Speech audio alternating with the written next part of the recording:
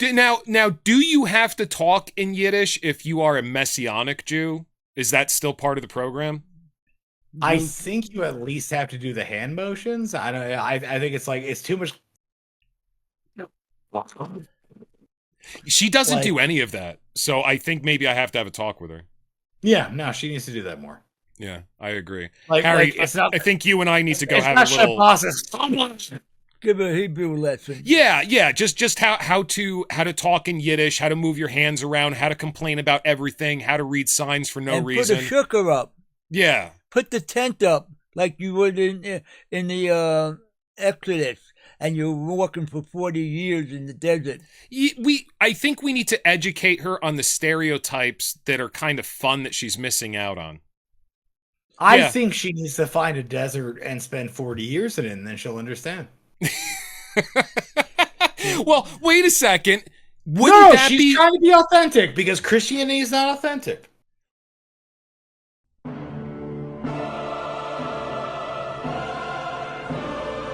Laughing our Krasnov as the world burns around us.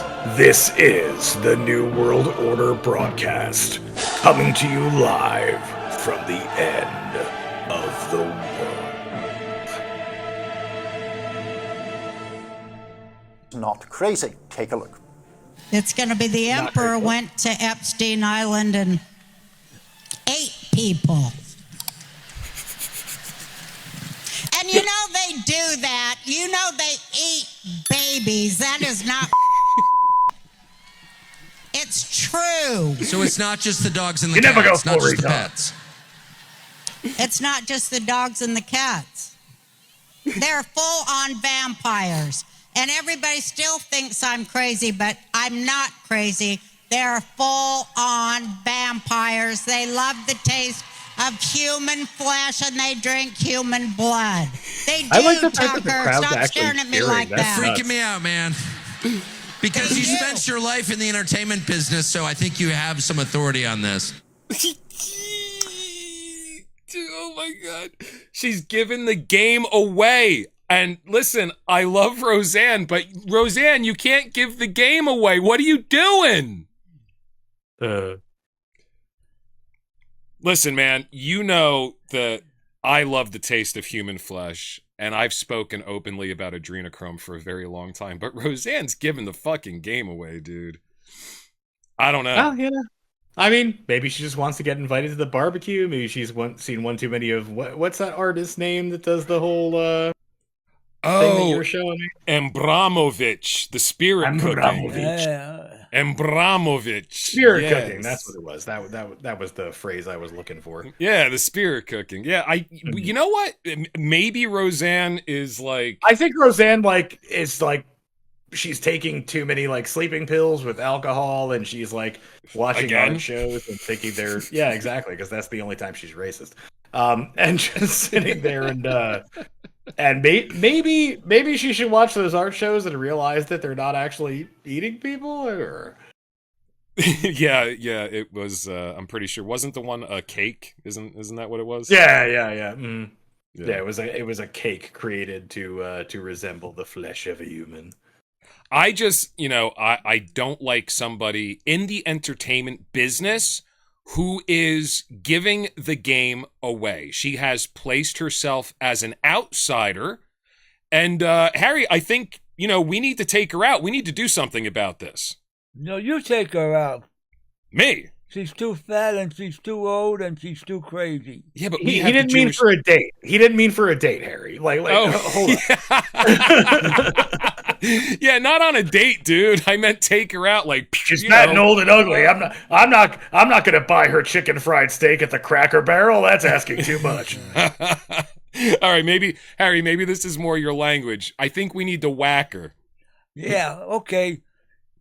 We got two mafias in this country, and I think we're going to bring them up and show them they're the same.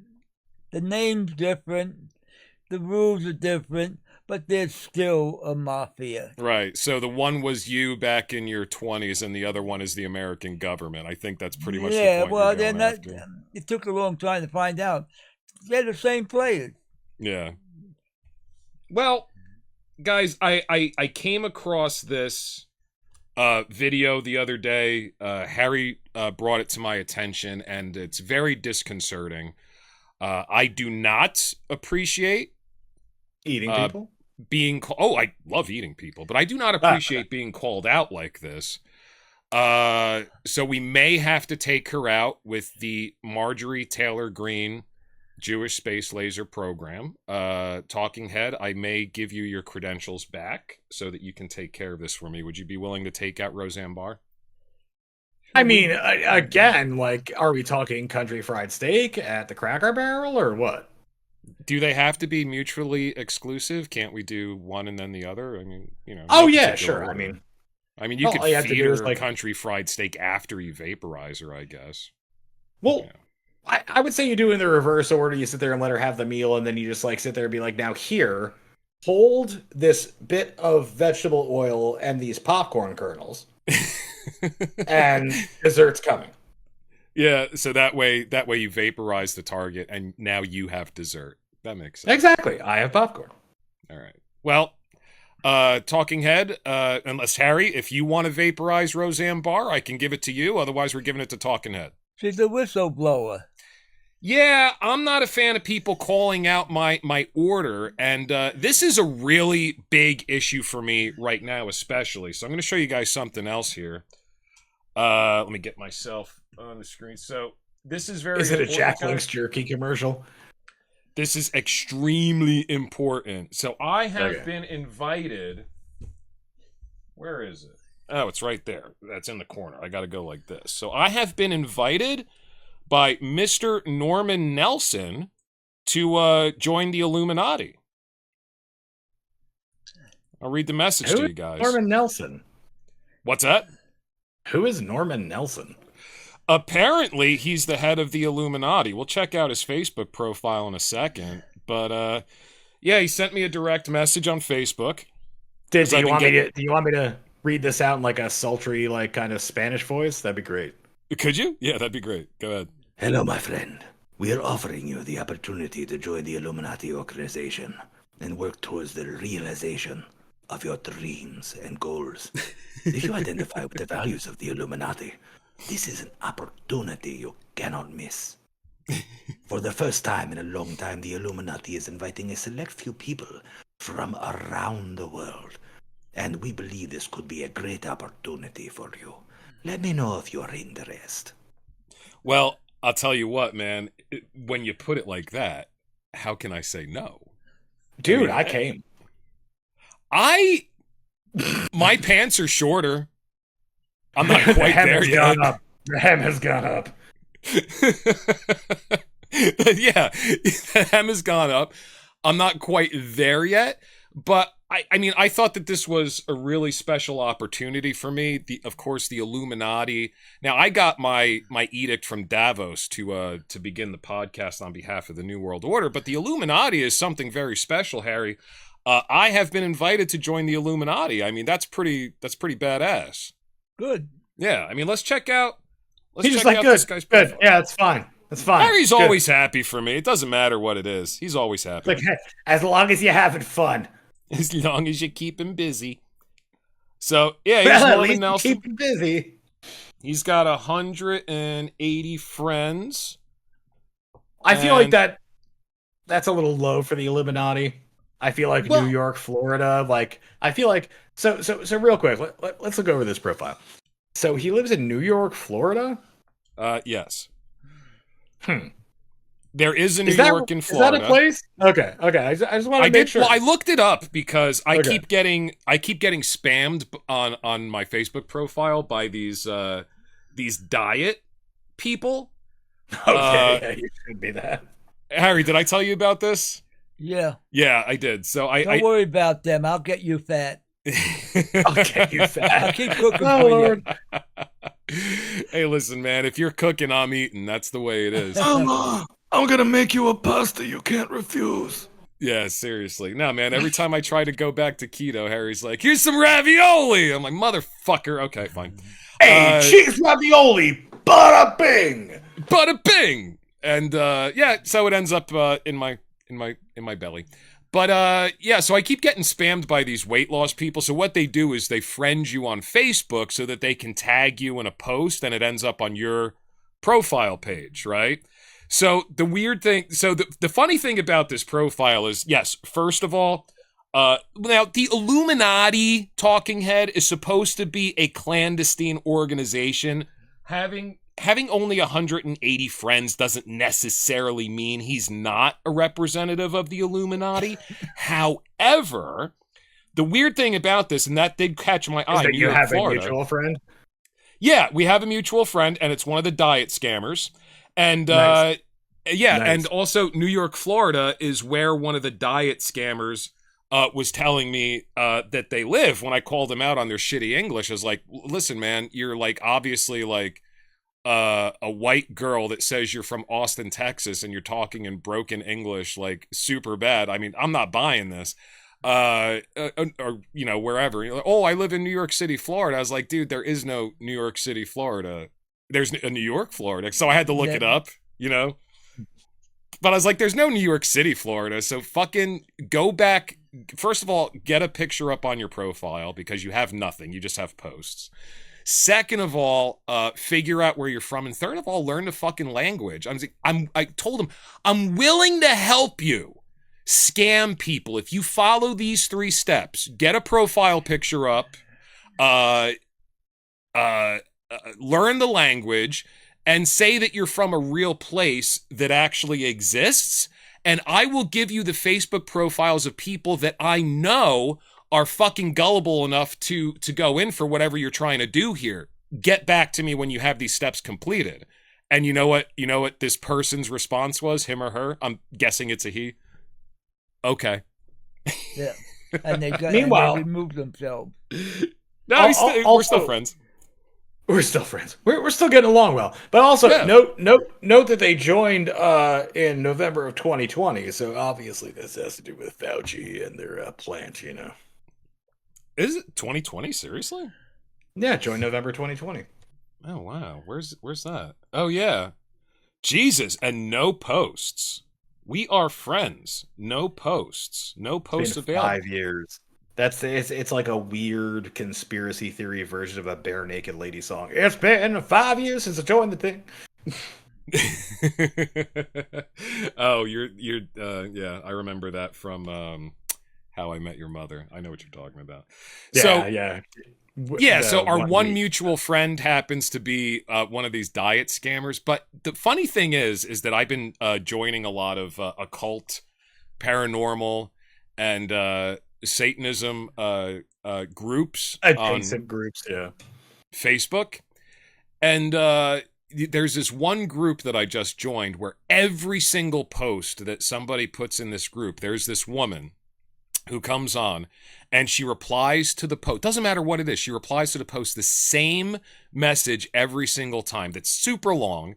But the gist of it is, the gist of the message that she posts to every post, replies to every post, is do not make the mistake of joining the Illuminati. They make all of these promises for your future and wealth and everything, and they just lie, and they're gonna completely save your children from the Illuminati. And then the same group has like a lot of posts from the Illuminati, and it's basically just a bunch of dudes, primarily white dudes in Freemason costumes. You know, like their lodge garb with the apron. They're cosplaying, yeah. I have no idea, man. Hey, listen, if it is the Illuminati, I mean, I'm pretty excited. So so the funny thing, sorry, go on. No, go ahead. No, I was going to say the funny thing about that is that it almost seems like the concept that we had talked about a while back, anti-tizing. Like, I feel like that's what they're doing. I feel like the Illuminati people who are posting are aligned with the weird anti-Illuminati, like, don't join them, they'll eat your kids or whatever, you know, like, I feel like this is all bots working in tandem to try to pique your interest. Well, I think so too. And actually, one thing that happened is I had this one diet scammer who kept spamming me, and I had this really, I thought it was an hilarious interaction with her, he, she, it. And so I posted it on my Facebook page so everybody could get a kick out of it and laugh. And then I got 2 comments from people who I think I'm friends with them. I don't know. I think I'm friends. Well, that's I don't the know nature whether or of not we're Facebook. friends. That's the nature of Facebook these days. And both of the comments were, well, it looks like you have all of that information saved. Do you have proof of the money that you sent them? Because I'll be able to get it back for you. And then I look at both of these guys' profiles, and both of these guys' profiles, their business is internet security. So it's like, they're probably the same group. They got you coming and going. Yeah, right? yeah, exactly. It's definitely one of those things that's designed to, if you recall, at one point, I told you that our grandmother, when she was alive, called me and asked me if you were in jail. No, well, I got the voicemail from her, Harry. Did I ever tell you this story? I think I did.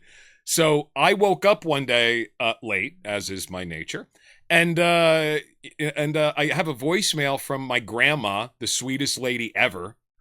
She's on the other side All now. 4'6" of her. Yeah, exactly. And she's like, "The Hat Man, I'm really sorry that I didn't even know you left the country. I don't have any money to send you. I'm really sorry that you got in trouble. I just don't have it." I just don't have to. That's right. She had an accent. Jesus Christ, it's been a while. The Brooklyn accent, yeah. Like, oh my goodness, Hat Man, like I'm so sorry. I didn't even know you had I don't have the money, hon. So what do you remember what country it was that this person called her up and said I was in jail in? Somewhere in Europe, I think it was Italy or something, and you had gotten arrested for because like so she called me and she's like, did this happen? Is your brother in jail? What's going on? How did he get arrested? Because he went to visit the Vatican to see one of his bosses. I would never break the law while I'm on official New World Order business. Come now, Harry. Why would I do that? That would give us a bad name. That's all right. Yeah, so, I mean, it's really funny. They got you coming and going. Well, yeah, so this is just a newer evolution of that type of scam. They're trying to sit there and get in people who just kind of don't know any better, sitting there and trying to rope you in, be like, oh, well, we've got this thing that you could do, and then the other side of it's like, oh, don't do this thing, and it's like it's just the entire world. And the funny thing is, we started off this podcast talking about the attention economy, essentially. And that's really what everything's become. It's absolutely like nobody deals in money, nobody deals in power. Like, yeah, you get those things ancillary to attention. Oh yeah, and that's what everything is. It's like, hey, just pay attention to this. And I had to somehow. Yeah, pretty much. I had to tell the 2 dudes that supposedly represent internet security firms. I was like, I didn't give them any money. I posted this because I thought it was fun. Because, comments are public. I'm not going to be a douchebag to somebody in a public comment. Somebody be like, wow, that guy was just trying to help him and he's being a total dick to him. You know what I mean? Well, and the funny thing is, like, you showed me that text message chain that you had with the weight loss thing. It's like, did you watch the John Oliver episode about the people who actually do that shit? It's called pig butchering. No. See, because I'm curious, like, what they're after. They're obviously after money. Everybody's after money, but I didn't know how the scam, if I played along with it, how's that going to end? What do they do? You know what I mean? So it's called pig butchering is the name of the type of scam that it is. And interesting. The reason why it's called that is because you have to fatten the person up before you slaughter them. So the way that it works is that somebody who is, an actor for the company will sit there and contact you and pretend like they've got the wrong number, essentially. Like, they won't pretend like they're like, hey, Diane, we met at this conference. I don't know if you remember me, but I just wanted to let you know I'm going to be in town this weekend. And then you're supposed to respond. Either you don't respond, and then they just don't deal with you, or you respond like, this isn't Diane. Oh, my God, I love so responding. Sorry. But, no, go on. I love responding, but already this is not what's happening. They're not pretending that they know me. Okay, so what are they doing then? Well, let's do this. Texting you? Yes. So they're asking me to accept them as a friend. And of course, I'm an attention whore, so I just accept everybody. And then, generally speaking, within 24 hours, they're just going to send me a direct message on Facebook out of the blue saying, hey, how you doing? Or, hey, handsome, I really like your profile picture. Or, I bet you got a big dick. You give off that big dick energy. Yeah, so actually, guys, let's do this, okay? I have an idea. What I want to do, talking head, because Harry doesn't know anything about this message that I posted on Facebook, which is pretty damn funny, I think. I think I did a good job. Talking head, why don't you and I read through it? But I don't know if I want to be the girl that's contacting me and you be me, or vice versa. Oh, okay, gotcha. So we're doing a script read. Well, you let me know. Well, what do you think would be funnier? First of all, get my post up on my Facebook page so you can read along with me. I got it on my phone. Oh, I thought you were gonna put it on the thing. Here, hold on. No. You don't have to see it. I want to read it. So do you want to do like the sexy voice and the confused girl, and I'll be myself, or do you think it'd be better the other way around? Oh, it's up to you. I'm probably not going to do a sexy voice if I do the girl. I was going to play it very like almost Gilbert Gottfried-esque. Okay, do that. Because it's probably a dude anyway. I doubt it's a good-looking chick. They're all good-looking chicks somehow. Somehow they're all attractive. So you got to get the post where I posted it as pictures, because the video just moves way too fast. Yeah. Nah. That was a little disappointing. I wanted to see if I could slow that down. It didn't give me an option. All right, I'm there. All right, cool. So okay, you're gonna be the Gilbert Gottfried, hot girl that has just asked me to be friends on Facebook. I accepted, and within 15 minutes, this is the message that I get. Go ahead. Your name's Dharma. Go ahead, Dharma. Peace sign emoji. Hey! You can't go that loud, dude. You're skipping out. Right. Peace sign emoji. Hey! Wave emoji. How you doing? A picture of grapes. Grapes. Great with a P. Oh, I see. Where are you from? Istanbul. Turkey? You misspelled my country. That's very sad. Hey, did you know that your birthday is the anniversary of Abe Lincoln's assassination and tax day? We have a lot in common. I pay taxes and I was once assassinated, but I'm much better now. You're quite funny. True. So sorry about that. Which is in reference to misspelling my country, yeah. Misspelling my country, Turkey. She spelt with an I. You're up talking to True. Nah. So sorry about that. True comes next. Oh yeah, I already said true. Go ahead. All right. Double shrug emoji. You live in Istanbul currently? Question mark. For the next 5 minutes. What you mean? In 5 minutes, I'll be elsewhere. Where? I haven't decided. You haven't decided. Traveling? Question mark. Oh no, I've been indoors all day. Okay. So where you going? 3.5 minutes left. You'll need to be patient, please. Okay. That was almost like fucking what's his name, Lil Jon. It's been 5 minutes. I'm in Houston. Houston? Yup. Quit playing. Huh? You in Houston? Question mark. I is. You teasing me? Question mark. HTF will you be in Houston? Not at all. I'm pretty sure I'm your new neighbor. What's your address? Can't give you my address. What do you want to know? Trust issues, huh?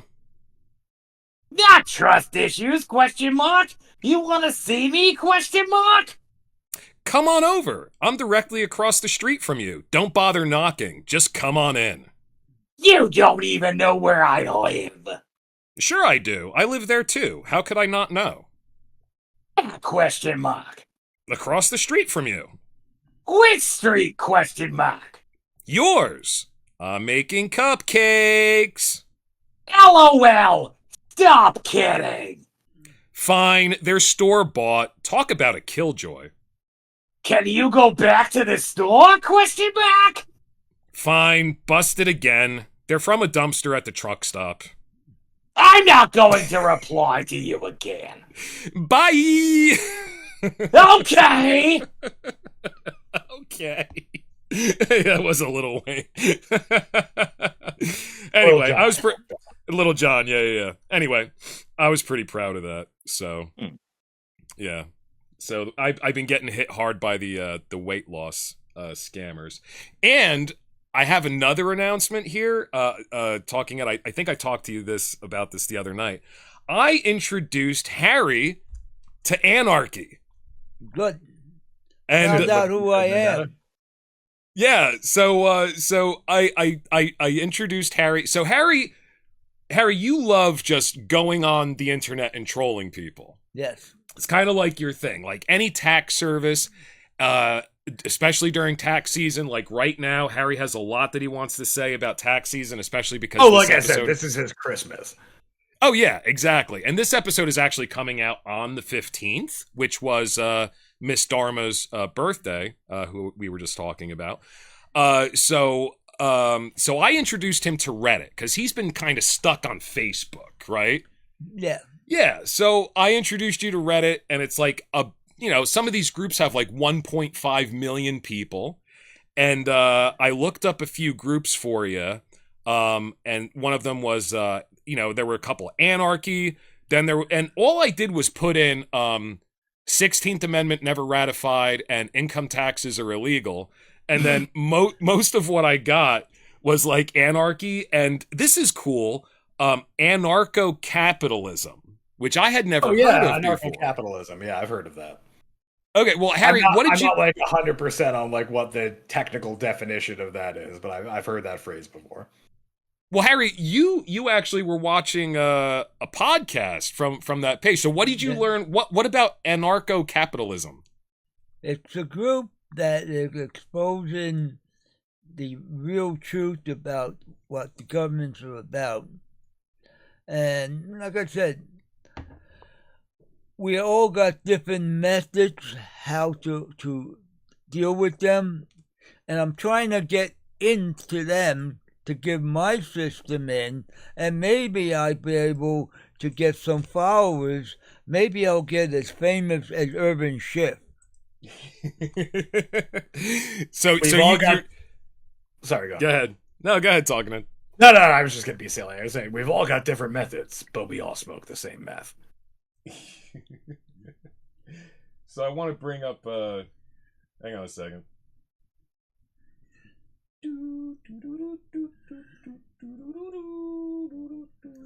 Here we go.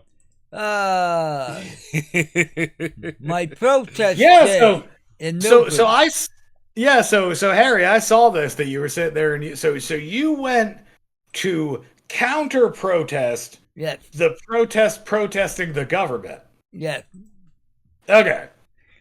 So, if someone were to then protest the counter protest, would you have joined them? I'm just really curious.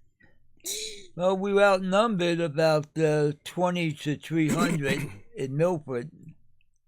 And nobody took pictures of the Republicans that were there, but all the Democrats.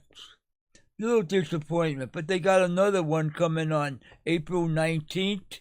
I'm going to go there too. Well, I think Talking Head's point was, how do I say the irony of it? So we were talking about this on the last podcast, too, but Talking Head, you're more eloquent with these things. What was the point about him protesting a protest?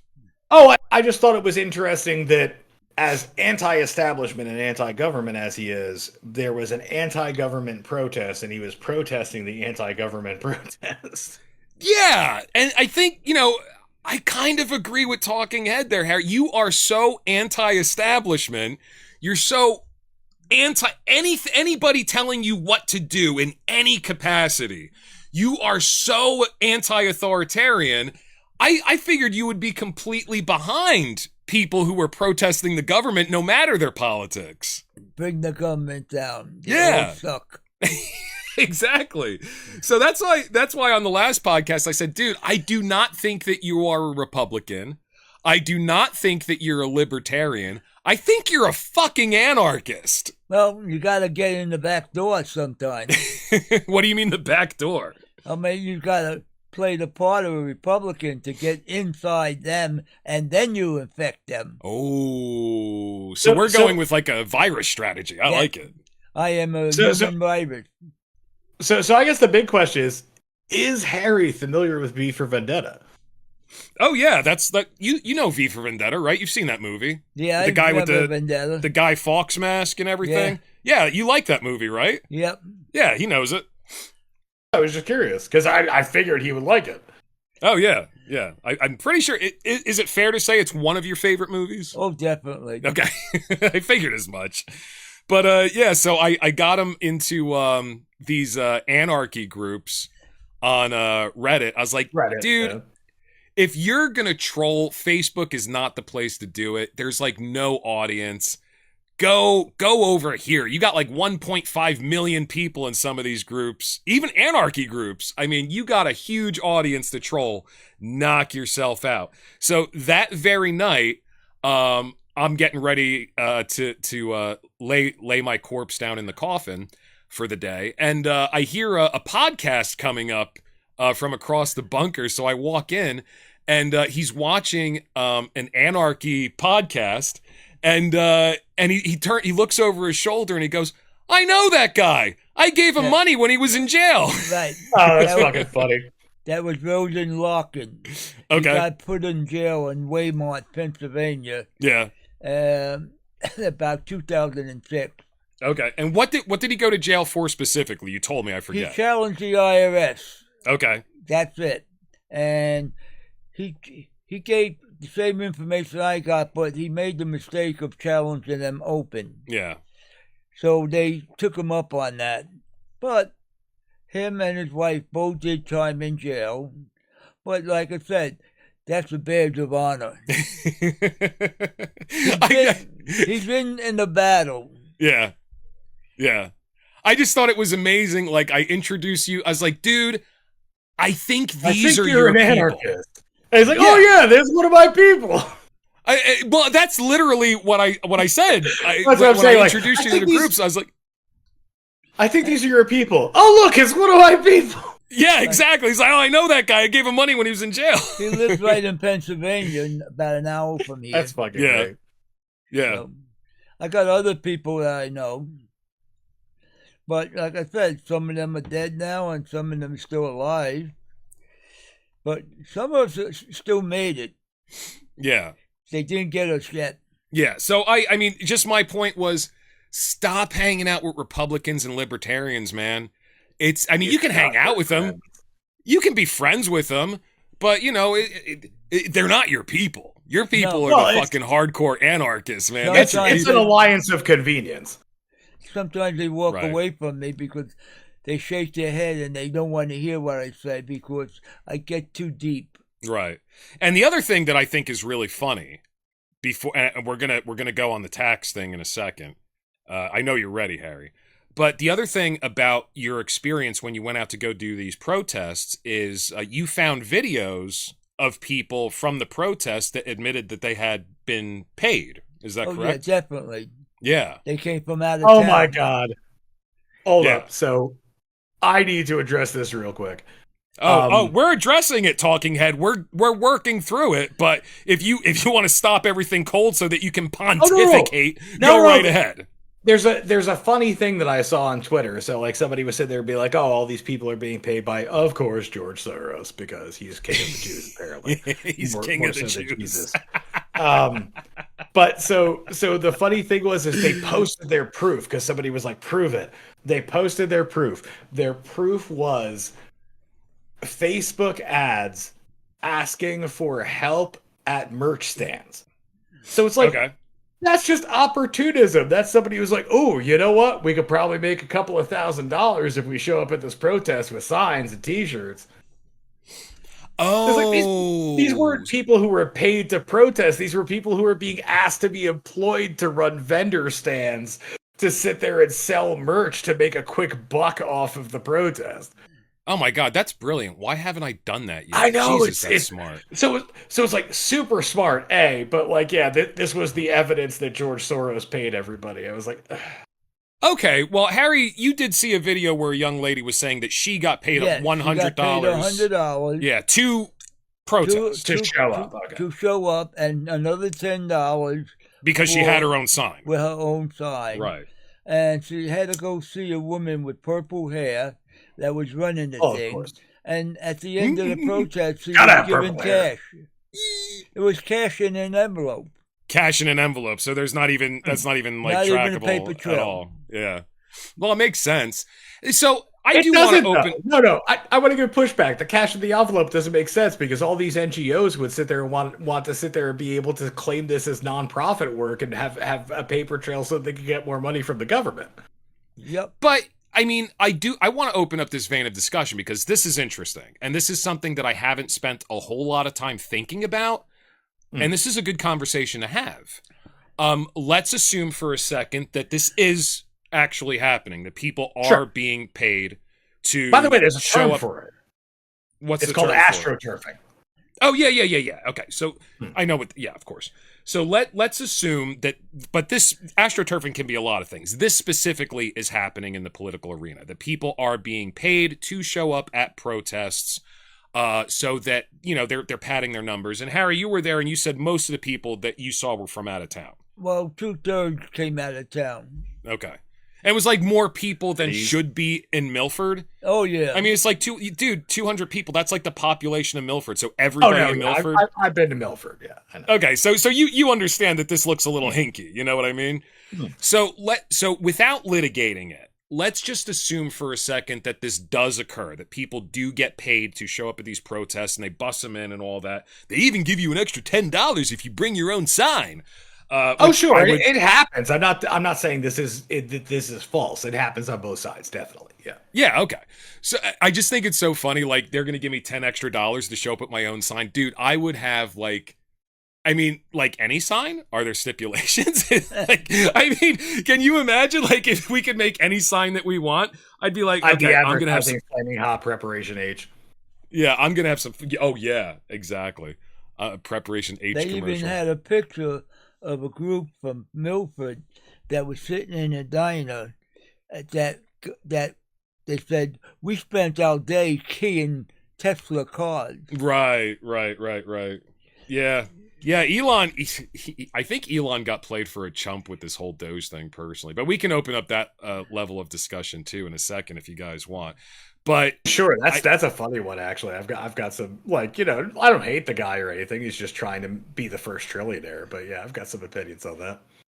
I know that. Oh my God, talking head, are you telling me that you don't like Elon Musk? Well, I think that what you have to remember is that empathy is a weakness, and Social Security is it's actually a pretty good impression, dude. Thank you. But I mean, give me a break, dude. I have plenty to say about that guy. Yeah, we all know. I mean, you're pretty predictable with everything. Sure. Point. Yeah. So obviously. you're like opposite Rush Limbaugh. Like he lost his entire audience because you always knew exactly what he was going to say. So, you're pretty predictable. Not a surprise is where I was going with that. But very good impression. But anyway, but what I want to get to here, this is important, guys. Do you guys think that this should be, that type of astroturfing should be illegal? Because I'm thinking through it, and I know that it's an American principle that money equals speech, and I feel that that's important that's wrong. to uphold. No, that's wrong. You don't agree that money should be lawfully protected as speech. So I think that so generally referring to is the Supreme Court decision on Citizens United, which is what decided that corporations were people and hence could exercise free speech by supporting candidates. Well, yeah, in this case, it's probably an NGO that's doing it, but I'm just talking about money being speech, period, whether or not it's coming from a corporation. My point is, should this type of like vote with your dollar astroturfing kind of thing? You mean like the vote with your dollar concept? Like that's exactly. Should it be legal or illegal to pay people to protest? I mean, part of me's like we have to protect the dollar as speech. I think that is important.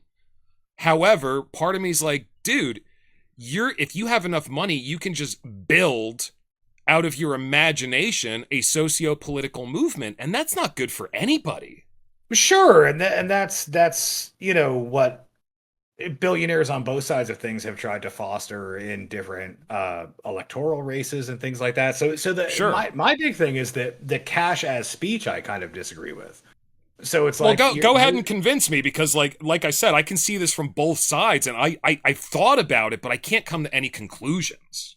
So my thought on the cash as speech, it's like there's a difference between voting with your dollar, which is like if you disagree with what a corporation is doing, then you don't support that corporation. That's boycotts, that's stuff like that. Like that I understand, like as far as money as speech, but as far as paying for speech, it's like that is literally not free speech that it's paid for, which is that's an excellent distinction, Talking Head. I think you made a lot of sense of that. Harry, that was really good. Yep. That makes sense to me. So, Harry, what do you think about paying people to protest? Should it be legal or illegal? It's illegal. You're saying it already is illegal. It's like having a puppy dog and you train a puppy dog. As long as you're feeding him, he's your pal. Yeah. Stop feeding him, see what happens.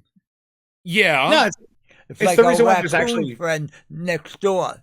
Right. In my ceiling. Right, that lives in as our long ceiling. as he eats the cat food, he's all right. Right. But if I stop feeding him, he ain't going to be very happy. Yeah, every morning Harry goes outside to put some cat food in the dish for the cat that we have outside. Not our cat. Raccoon comes and grabs it. Yeah, so every morning I see him going out there, I go, oh, Harry, you're going to feed the raccoon again?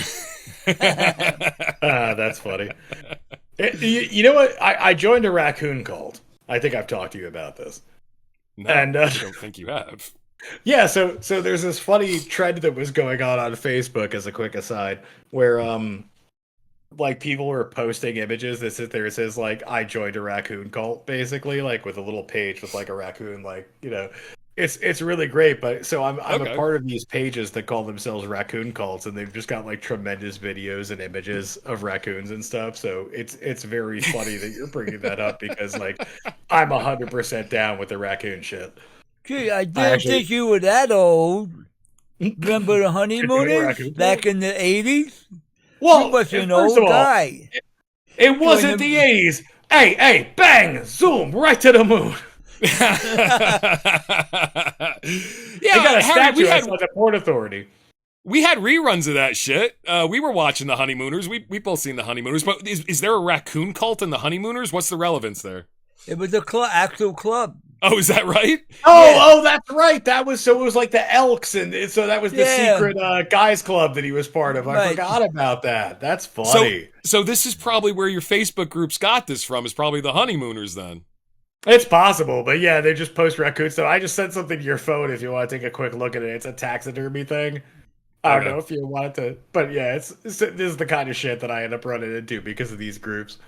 A friend made me joyous taxidermed raccoons out of roadkill, and I created happy scenes of them and adventures using American Doll props to the continued bafflement of my cats and husband. Dude, can you put this on the fucking screen? This is fucking amazing. You'll probably have to do it in post. Oh my god, that's going up on the screen in post. I'd have to do a bunch of shit to get that up right now, but yeah. All right, send me more of those, like, yeah, as soon as we're done, because I want to show a bunch of these. These are fucking funny as shit. Dude, isn't that the best fucking taxidermed raccoons riding a fucking, like, scooter through the house? Dude, this is so good. Oh my god, I love it. I love it. I almost got into taxidermy for a while, and then Yeah, I was actually going to buy you a kit at one point. you did, or somebody did. Yeah, we did. Yeah, we did. Yeah. You're right. And Did then you ever do it or not? well, here's the thing. Very strange too. I wasn't expecting this, Harry. I talked to you about this actually. So I was like, you know what? I got plenty of mice in my apartment. I'm in Philadelphia. I'm just gonna wait until I catch one. I'm not gonna go buy them, you know. And then, I heard the trap go off one night, and I thought, ooh, I got one. And, the kit was big enough to taxiderm a mouse. It's good practice. And I went over to grab. I couldn't put my hand on it. I just couldn't do it. I just couldn't. I was not psychosomatic kind of thing. I was not expecting this. I know for a fact I would have no problem hunting. I would have no problem dressing an animal and eating it. But in a I don't dress know. specifically, just for the viewers. Yeah, right. But I don't know, man. I think it's something because it's small. I something about it repelled me. I got my hand about 6 inches from it, and I couldn't do it. And I had gloves on too, dude. It's very strange. Well, I just couldn't do it. This is like a different version of the reaction that I had when we lived in Lancaster. Because when we lived in Lancaster, you used to sit there and lay out on the couch with a BB gun because we had mice that would get in and sit there and start eating the rice in our pantry. We were overrun. They were eating all of our. There was like shit in all of our food in the pantry. The flour, the rice, everything. Yeah. And so I was like the hunter, man. Yeah, he was like a fucking sniper. He was like American Sniper over there, sitting there taking him out. And so one day I saw one skitter in, and I was like, ooh, like it's my turn now. So I laid down on the couch and I just waited, and it came across the counter, and I shot it. And I knew I hit it, and it scurried off and went under the counter, and I ran over like triumphantly, like, oh yeah, and fucking watching it gasp its last breath made me feel so fucking terrible that I was like, you know what? We just need to get containers that they can't chew through, because I'm not going to sit here fucking killing these little guys, because he just wanted food, and I had to watch him because I hit him through his ribs. Right. So I punctured at least one of his lungs. Mm-hmm. And so he was just laying on the floor, incapable of moving, just gasping over and over again with his eyes wide open, just trying to oxygenate his blood. And I almost cried. Wow. So, yeah, I'm a big fucking pussy when it comes to shit like that. Like if it came to like, that guy's my food, I'm pretty sure I could do it. Defending the surplus of rice that I have as a human being, to watch him gasp his last breath hurt me. Interesting. Yeah, I don't. That's why I'm a liberal. I was about to say, and from that day on, you decided you're voting Democrat. That was your wake up call. I killed one in the bunker the other day. I told you about it. It was getting your raccoon food, and I knocked him out. And same thing, he jumped off the container and he couldn't use his back legs, and I watched him die, and I felt absolutely nothing. But once again, I had to get a dustpan and a broom. I cannot touch him. Oh, I grab him by the tail. It's more like your germophobic shit. It might be the germophobic thing. Yeah, and the one that you picked it up by the tail. I saw you do. I was like, I can't do that. And then I sent him to Drownland, right down the toilet. Oh, is that where you put him? Yeah, that's where we sent him. Aren't you septic? What's that talking about? Like, you guys have septic out there, right? Yes. Yes. The more you flush down there, your leach field is just going to get packed with mouse corpse. Oh, leach field? What's that? It's part of a septic system. That's how. No, not all of them. No, you're incorrect. Well, at least we don't have a possum coming out. Are you sure about that? Wait. Hang on a second, talking head. A possum coming out of our cabinet? Yes, there's a possum that was in the house. It went through the wall, through the back of the cabinet, and was feeding itself. Oh, my God. The exterminator came, opened that up, and there's this 18-inch possum eating the cereal. Jesus. He had to put his gloves on, the big leather gloves, to grab the son of a bitch. Dude. That's funny. And they're very aggressive. I wouldn't fuck with that thing with a leather glove. I don't care how thick it is. I'll fuck with that thing with a 22. I'm not grabbing it while it's alive. Damn. So that happened here? No, that happened to one of my neighbors. Oh, okay. Because he always heard noise in the wall, and he said, this food's getting eaten up by, but it don't look like mice or rats. It's too big. The exterminator came, opened it up, and there's a possum looking at him. Yeah. Jesus Christ. So he had to go out and get his gloves and the big trunk, and he grabbed the thing. I could not have that job. God damn. It's pretty rough. Yeah, well, I got used to the rats in the subway. They're about I'm 12 sure, inches. Yeah, they're 12 to 18 inches. Yeah. Especially around Chinatown. Yeah. Oh my God, Harry. Yeah, go ahead.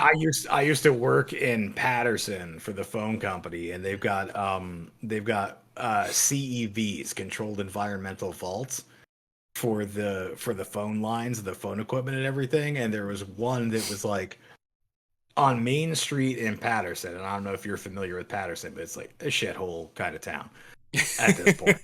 And it used to be prosperous, but so there was a sub basement below a sub basement where we had to go to sit there and work on certain connections because they were just that fucking old. They were lead wire wrapped in fucking, like, it was just ridiculous. But the cockroaches down there were the size of the rats you're talking about.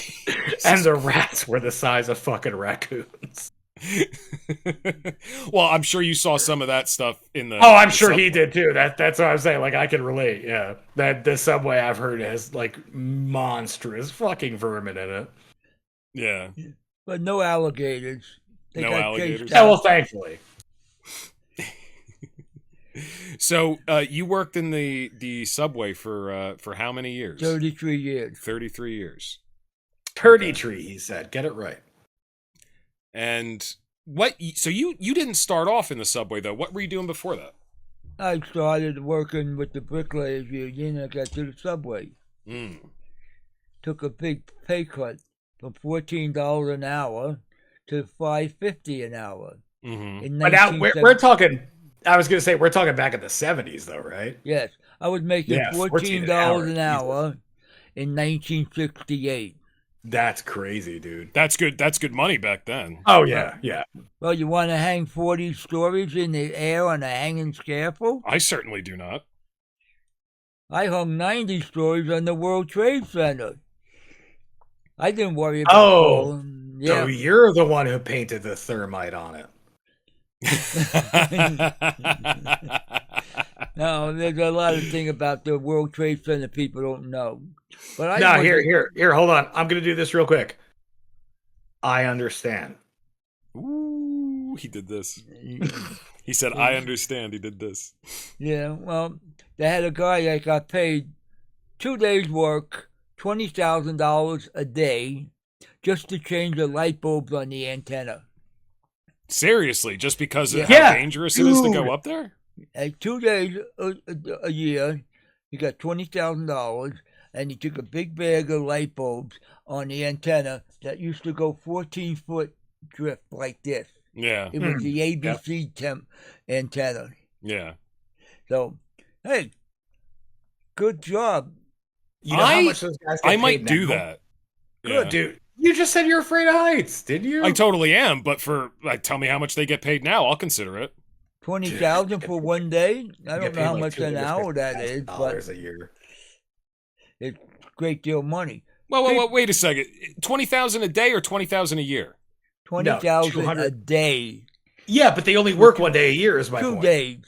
Yeah, 2 days. that's what he's saying. That's it. They get paid like $250,000 a year now to work 2 days. Yeah. Other 363 are yours. Fuck off. No, not fucking off. Oh, I think I know what I'm doing for a living now. Dude, I'll get over my fear. Nut up. Yep. I was thinking about looking into it because I used to climb telephone poles and it makes me a little queasy. So like 200 something feet or 300 feet or 1,000 feet's like a lot. But As long as I got a safety harness, I'm feeling all right. Yep. Yeah, seriously, fucking $250,000 a year? Yep. Mm-hmm. 2 days. 2 days a year. Why the fuck hasn't anybody told me this before? I will get over my fear. That is not a problem. You weren't Well, born. obviously, they only hire somebody like once every 3 decades when somebody retires. Yeah, but somebody could be retiring right now. Mm-hmm. I want that fucking job. You want to Oh, yeah, you got to find where somebody's retiring. So you could have to move to Nevada, Wisconsin, whatever. Yes, Harry, I need a job. Tell me about a a job. guy that puts big balloons or balls on high power tension lines. No, not doing that. He's on a helicopter, Yeah. 20 foot out, Yeah. sitting in a seat like the Navy had, and he's putting these things on there. The helicopter's 20 feet away, and he's just probing in the air, just putting it so no airplanes crash into the power line. Yeah. That guy gets paid about, that guy works more actually than the guy who does the light bulbs, but he gets paid about $400,000 a year. Yep. Jesus. No, that I could never do because it's so high tension power lines. It's so easy for the energy to just arc unexpectedly and fry you right where you are. So I mean, if I have a safety harness, I'll get over my fear of climbing a fucking ladder on the World Trade Center to change a couple light bulbs, but I'm not fucking with electricity. I'm not fucking with high tension power lines. I mean, that's I'd fuck with electricity just because I know enough about it from but what you I can't, do already. If it's good, like there's freak accidents with that shit all the time, dude. If it's gonna arc, it's gonna arc, and you're done. It's never a freak accident. It's always somebody fucking up. Are you sure? Yep. So you have to understand the extensive training and safety training that I went through because like Verizon takes itself very seriously as far as the landline stuff goes. It's like any time there's been a death, they've attributed to the person fucking up. And not for insurance reasons. Like I was about to say, I mean, there's definitely okay. Like us as technicians, we sit there and we're like, oh my God, did you hear that somebody died in New York? It's like, all right, well, what happened? Yeah, they sat there and they were in a bucket truck and they had put a sticker that was a foil sticker on their hard hat, decorate their hard hat. And so it arced through their fucking brain. It's like, okay, he was a fucking dumbass. Jesus. I used to work with guys who would sit there. I used to work with guys who would sit there and throw their hard hat on the ground because they didn't want to mess up their beautiful hair and climb without a hard hat. Okay. Well, that's stupidity, but I could see myself doing the foil sticker thing, not thinking that would be enough. You know what I mean? Like you can call that guy stupid if you want, but come on, it's a sticker. But they train the shit out of these guys. So if you're sitting there and you're putting a foil sticker on your helmet, you're a fucking idiot. Okay, so I mean, if you're doing that type of job, I guess don't go to work hungover, like ever. Oh yeah, no, always be on point. Always, you got to be like highly caffeinated. Maybe do a little coke. Like you got to be like with it. You have to test your rubber gloves every day to make sure they don't have a pinhole in them. What you do is you take the glove and you roll it up from the cuff to the fingers, and you have to press on it for a certain amount of time to make sure that it doesn't deflate at all. Because even a pinhole, a single pinhole in your rubber glove, you're dead if you're working at high voltage. Yeah, fuck that. I'll change the light bulbs on the skyscraper. I don't know, man. It just sounds better to me. I don't know. Yeah, Am I wrong? I mean, climbing a fucking skyscraper seems a lot safer than that shit. I mean, that's my opinion. No, I totally understand. Yeah. I can sympathize with your point of view. Meanwhile, if you want to switch to a shot of Harry real quick, I just want to say. Yeah. I absolutely love the way the aesthetics of that computer turned out. Every time you switch to him, I just like the little like almost kindling kind of thing that's going on with the fans and everything. I like the black and white contrast. I'm just really proud of that. But anyway, dude, I love the Doomsday device. We just got to get more memory into it eventually. I have to clean it out like after every fucking podcast. I got you. We're gonna have to sit there and get another hard drive on it. Yeah. Yeah. Oh, by the way, when we meet tomorrow to play pool, can you bring your magic box of cords? I found my external hard drive and I can't find the power cord, so maybe you have one with a, Can AC you to DC take cord. a photo of the port on it so that I can, not have to bring every cord ever? I believe it's a 6-volt because the 7.5 adapter don't fit or the 5.5 don't adapt, so it's somewhere in the middle. So you need an AC adapter for an external hard drive. Right. I think Okay. so. I believe it's a 6-volt. On the consumer panel, it's going to sit there and give you the voltage and all of that. So yeah, we could talk about that after the podcast, and we'll figure that out. Okay. 'Cause, Yeah, it's like so tough to read, man. It's like so small. Like, realize I'm getting old. I used to be able to read shit that small, no problems. Like now, I'm getting Harry's magnifying glass to try to read this shit. The giant, my magnifying glass to read my legal briefs. Yeah, I'm trying to read a fucking sticker on the bottom of an old external hard drive. Yeah. Yeah, but anyway, speaking of dangerous jobs, Harry, you did not only work on skyscrapers and in the subway tunnels to get your pension. You had some other interesting jobs while you were in New York City. Which were you talking about? The survival thing? Well, listen, I mean, things are getting pretty tough. So, yeah. Everybody in the audience, it's just think of the lyrics to Tina Turner's Private Dancer. Anyway, go on. Oh, God. Things are getting so I'll bad. be your private dancer. Things are getting so bad. People are losing their jobs, so-called. And I'm going to give you a few good ideas how to make money. Yeah. Anybody in Pennsylvania that travels to New York and using the New Jersey Central train, buy 2 sea bags, and if you got a locker room full of guys, and take orders for cigarettes. And then when you come home, you buy all the cigarettes and you put them in the sea bag, and in the morning you take it to your locker room and you sell the cigarettes. And you charge $2 more a carton. So if you take 52 cartons, you're making $104.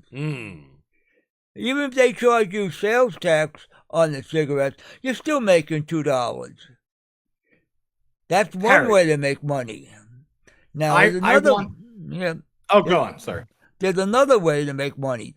The governor of New York just made a law that if you buy ammo through the credit card, it gets reported to the government. Jeez. Well, you people in New York, come to Pennsylvania and bring about $2,000 and buy ammo by the crate.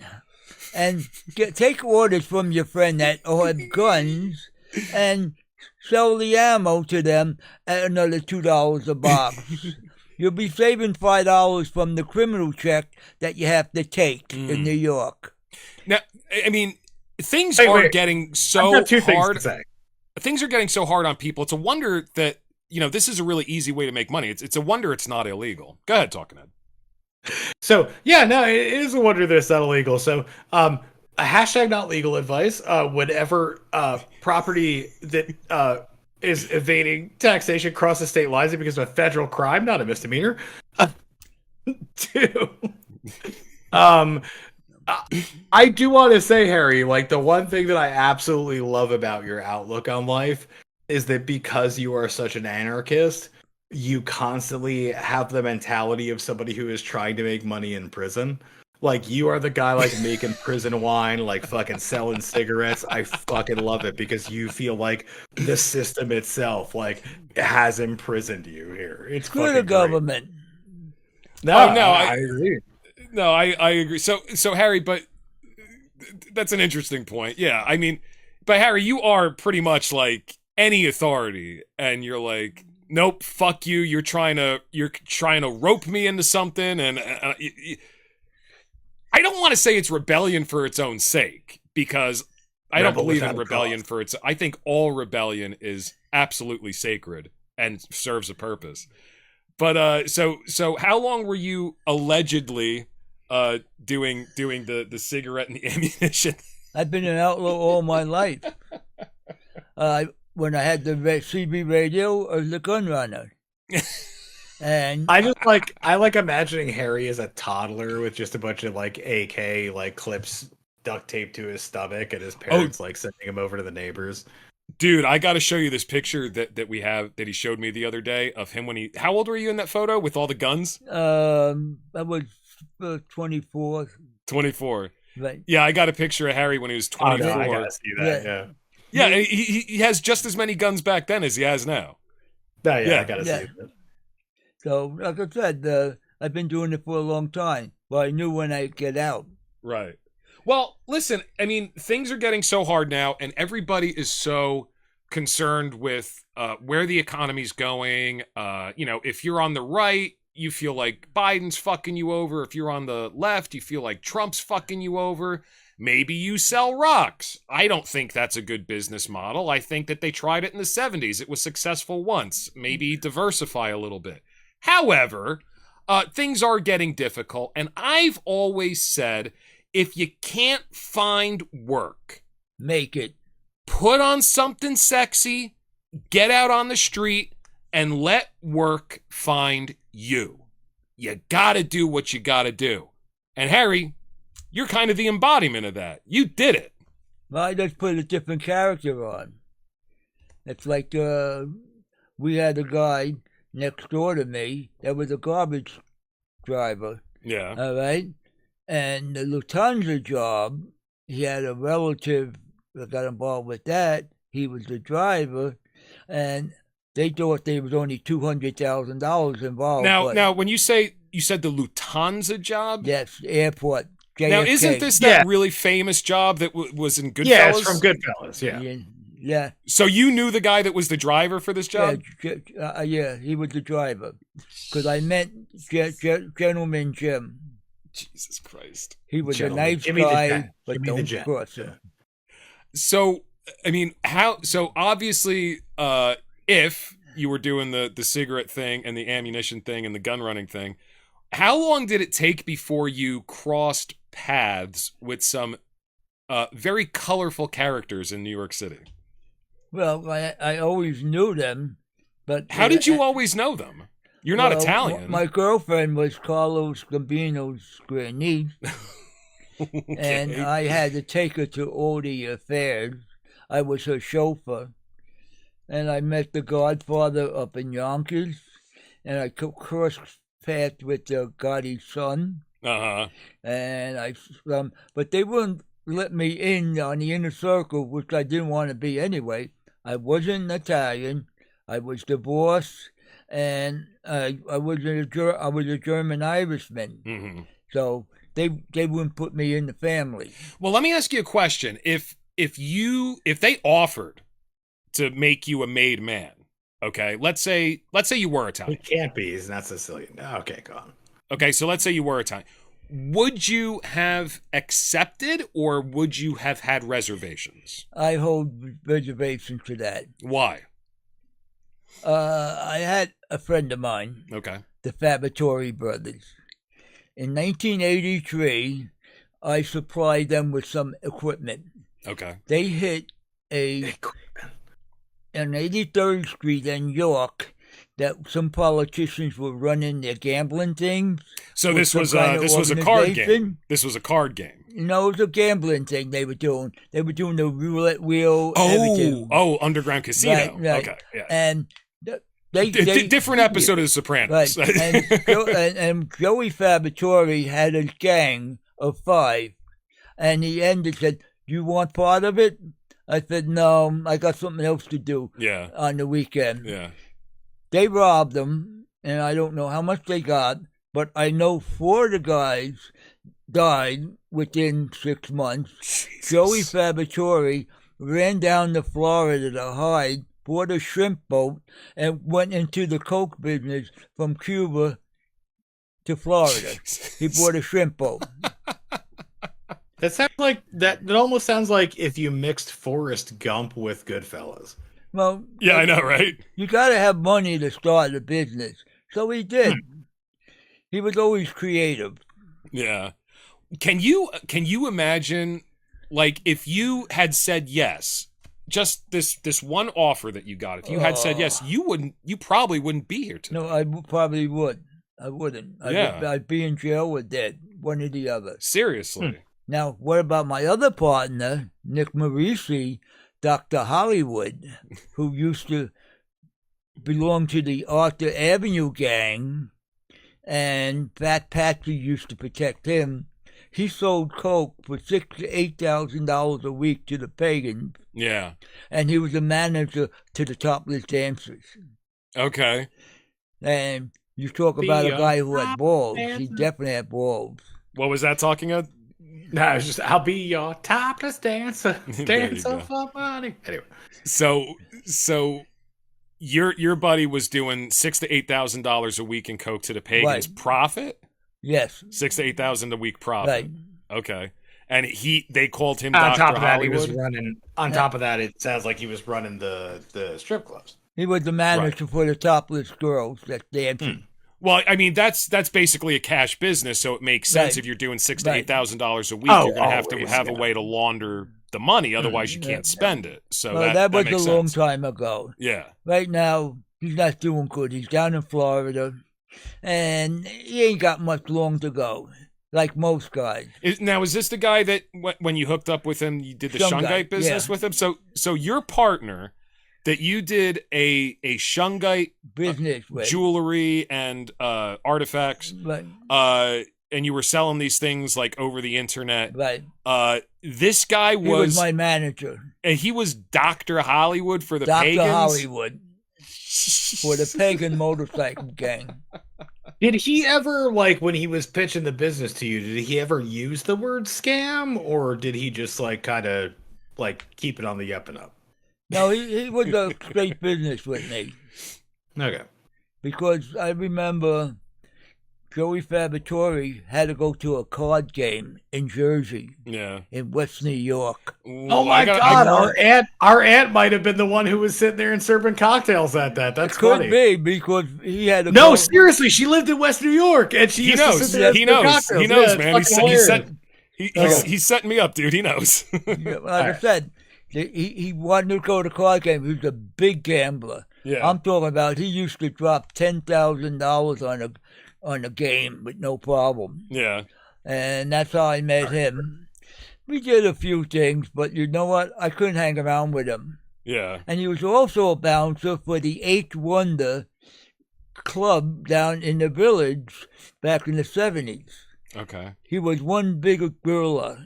He was like 6'4" and weighed 280 pounds. Okay. Is that why you wanted a picture of you as a silverback? Yeah, yep. So he was a colorful character. But then again, we grew up with the mob back when I was a kid. And I remember in 1964, in Mr. Lucky's restaurant, a team of brothers killed somebody in the restaurant when I was in high school. So the whole neighborhood was full of them. Jesus. But I knew when to get out. So I mean, you grew up in New York. You were born Right. in New York. You grew up in New York. Right. You worked in New York your entire life. Even when you moved to Pennsylvania, you were commuting Right. back and forth to work to get your pension. So you knew all these characters. I'm so surprised that you didn't. I mean, what is it that you didn't just go in balls to the wall and be like, fuck making $5 an hour. Right. I know somebody who's making $8,000 a week. Let's Right. go do that. I mean, what kept you? How did you steer away from that type of temptation? I got radar. I know when to get out. Yeah. Because if I get out in time, I don't get caught. It's just like up in Pennsylvania here with the Wizard's Den.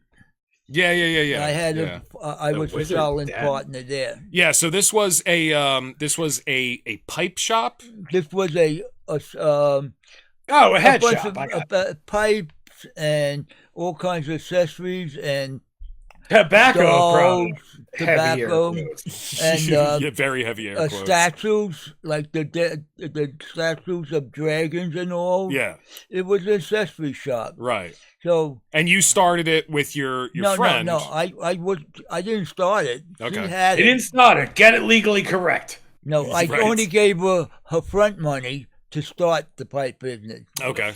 That's it. But she already So, had so the I mean, business. so you're a silent partner, but you guys both did start it Sammy together. the Bull did that all the time. Yeah. Okay. And it was construction industry. Okay. But like I said, I seen an opportunity, I seized it, I made money, it started to smell bad, I got out. Yeah, but okay, fine. And you don't have to say this young lady's name. Talking Head, did we mention her name yet? Nope. Nah. He was just laying brick. Hey. All right. So with the what was the name of the store again? It was the Wizard's Den. The Wizard's Den. Wizards. Yeah. There was somebody who was selling something out of the store. No, and that, see, they were selling statues of dragons, wizards, and all those fancy but what I'm stuff. saying is, when did it start to smell bad to you that you got out of it? She was doing something wrong.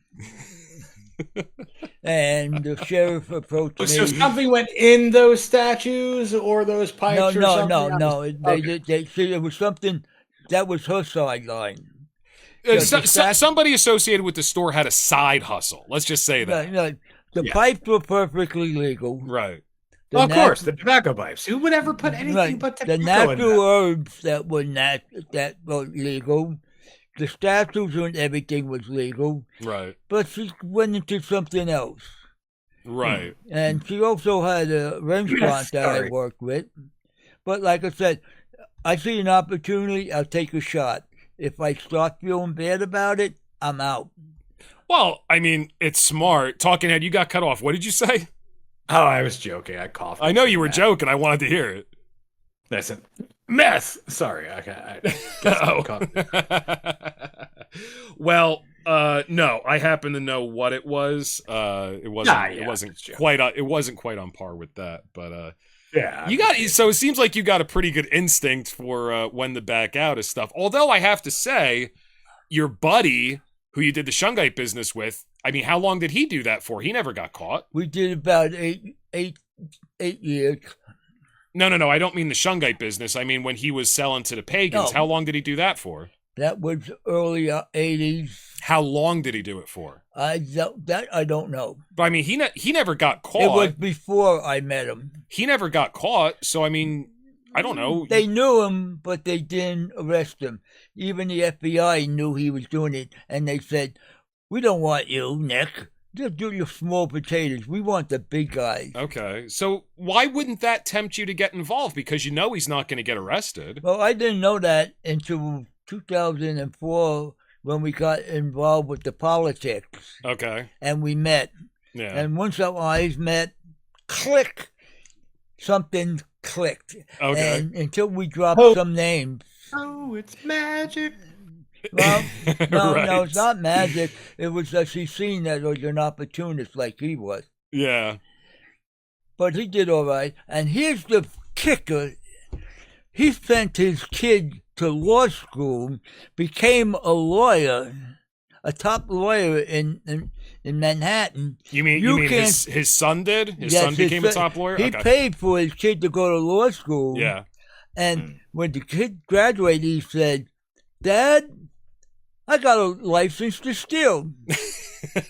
But you can't walk in his office unless you drop $5,000 in cash on his desk." Well, so the funny thing about that whole situation, like, of course a criminal is going to pay for their child to become a lawyer. It totally makes sense. Yeah. Business going. Yeah.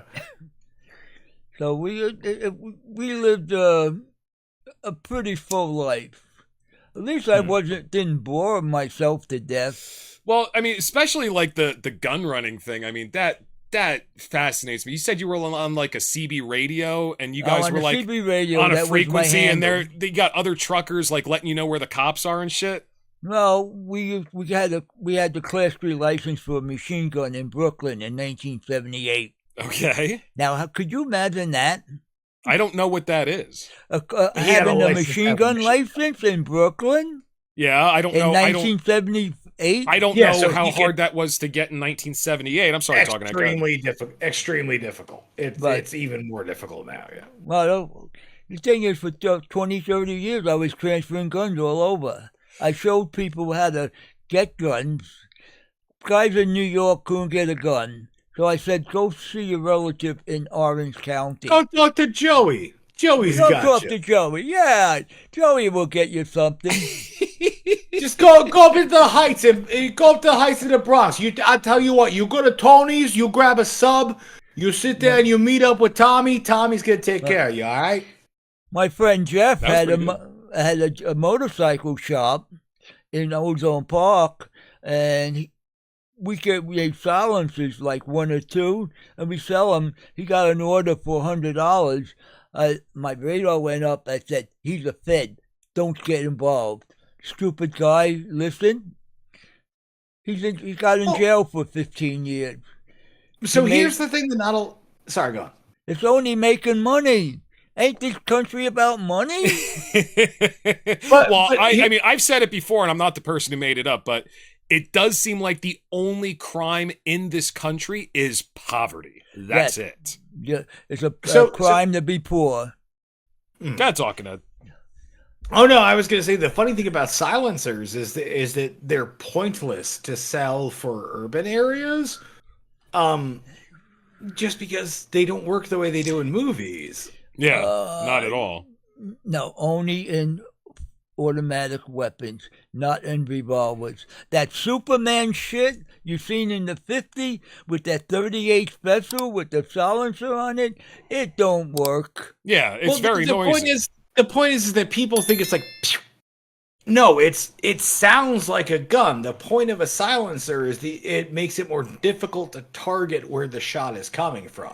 So it's kind of like, I think your point, talking head, is like in the that's okay, is like in the John Wick movie where they're both walking through a mall, shooting at each other, covering the gun under their jacket, shooting at each, walking in the same, and nobody in the mall hears the shots go off. That's not the way it works. No. You'd be hearing bang, motherfucker, bang, motherfucker. They use subsonic ammo plus the muffler, and it sounds like a pellet going off.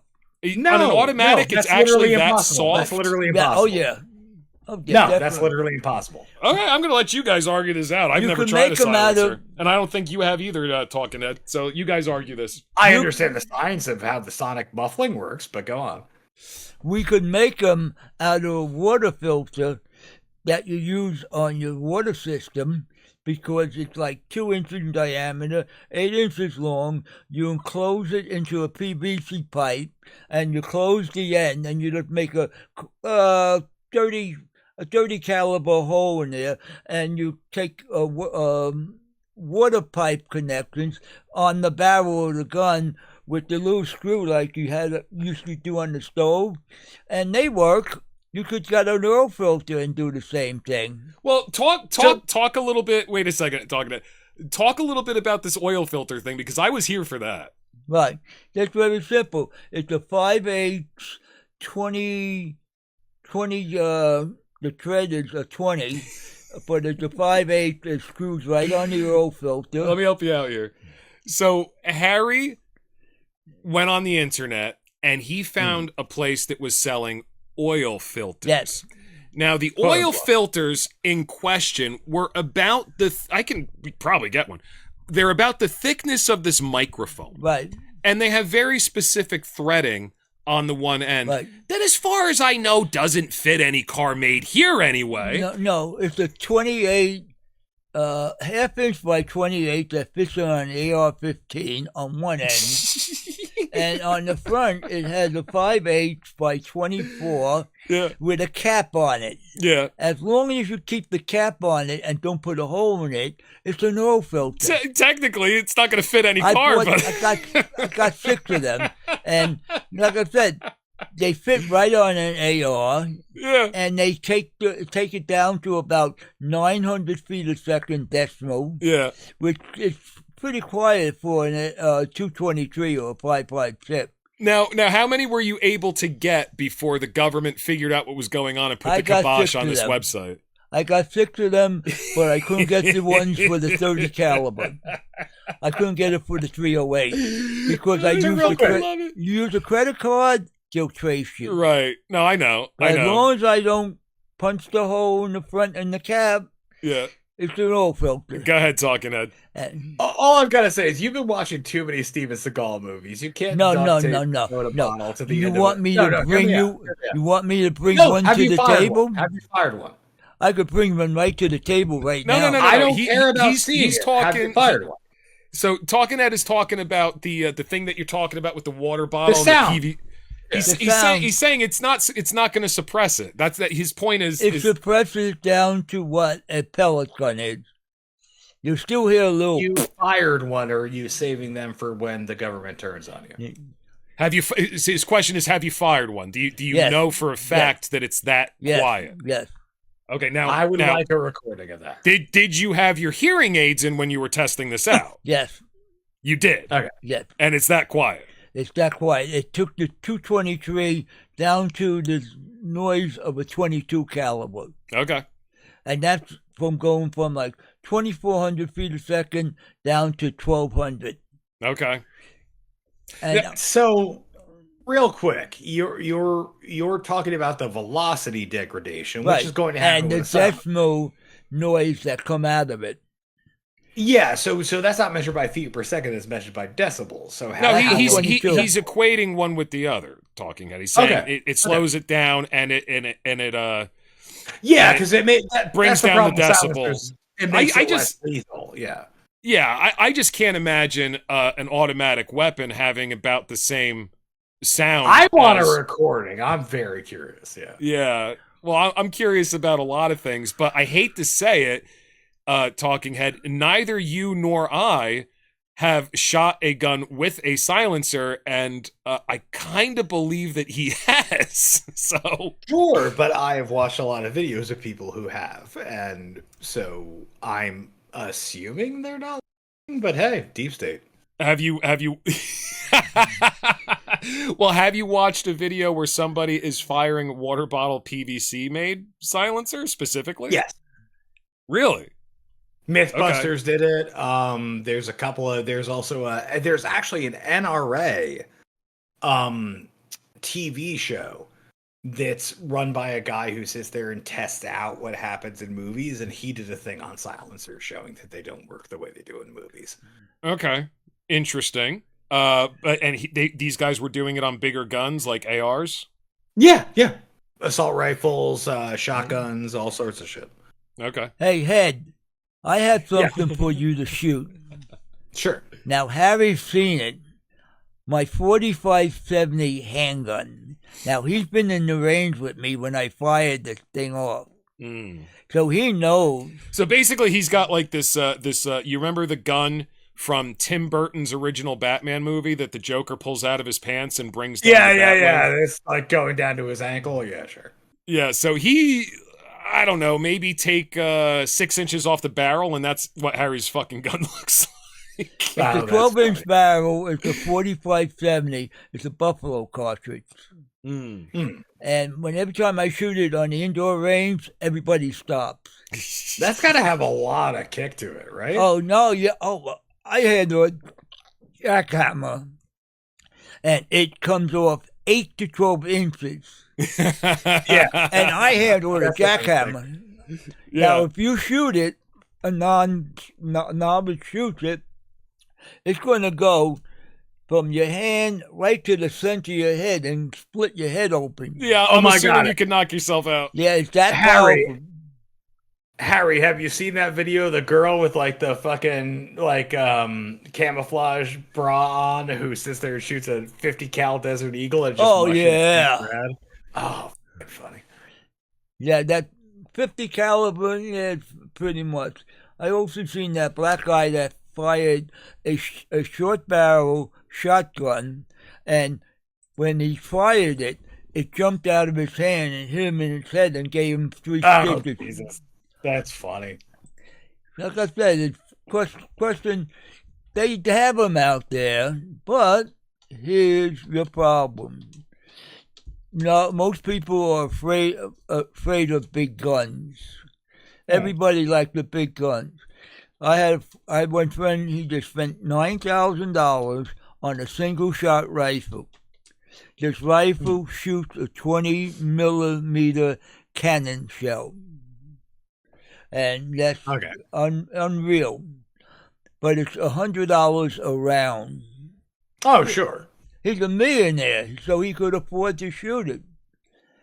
But like I said, you can mishandle a gun, it's going to blow up in your hand or split your head open. Well, hang on, guys. Here we come. Let me bring up the web here.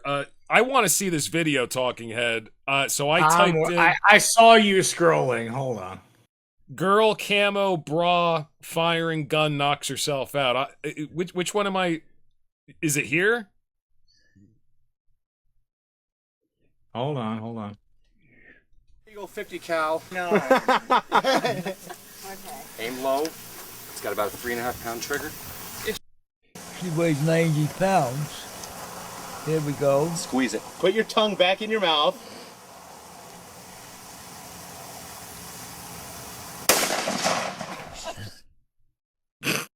Oh my god. Did she really hit herself? I couldn't even tell. Yeah, of course she hit my herself. god. Right back in the center of the head.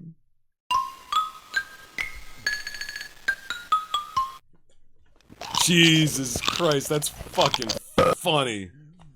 Oh my god. That's great. I love it. So put a silencer on that. What's that? So put a silencer on that. You can.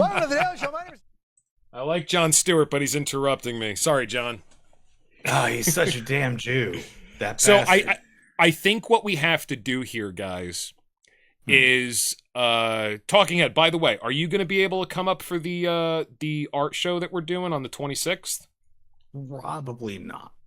Probably not. But I was going to say that's why I put in interested, is because I am interested, because I don't know what you guys are doing, but I probably won't be able to make it up. Oh, I'm just going to paint on site and have some prints for sale, and Harry's going to have some shungite pieces for sale, and he's going to yell at people about the IRS, most likely. They're So, going to first see off- the real Harry.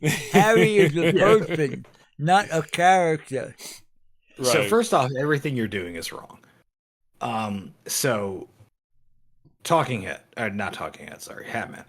But what I was going to say was, if you guys can come up, we could go to public range after that. We could test out this silencer thing. It ends at 3 o'clock. That would be fun, but I do think I've got shit going on that day, sadly. Okay. So here's How is my everything that I'm doing wrong? You should be wearing your black I am Neo from the Matrix robes and your I'm somehow also Salvador Dali hat with your your maul stick and your paintbrush, and you should be painting. Yeah. Harry should be dressed exactly the way he was dressed to counter-protest the counter-protest of the government that he would counter-protest if somebody were only to counter-protest that counter-protest. Yes. So far, I like it. I like where you're going. I am on point. We are on point, dude. I like it. Continue. He should have a paintball gun and be Yes. shooting you in the back of the head, and that should be part of the painting.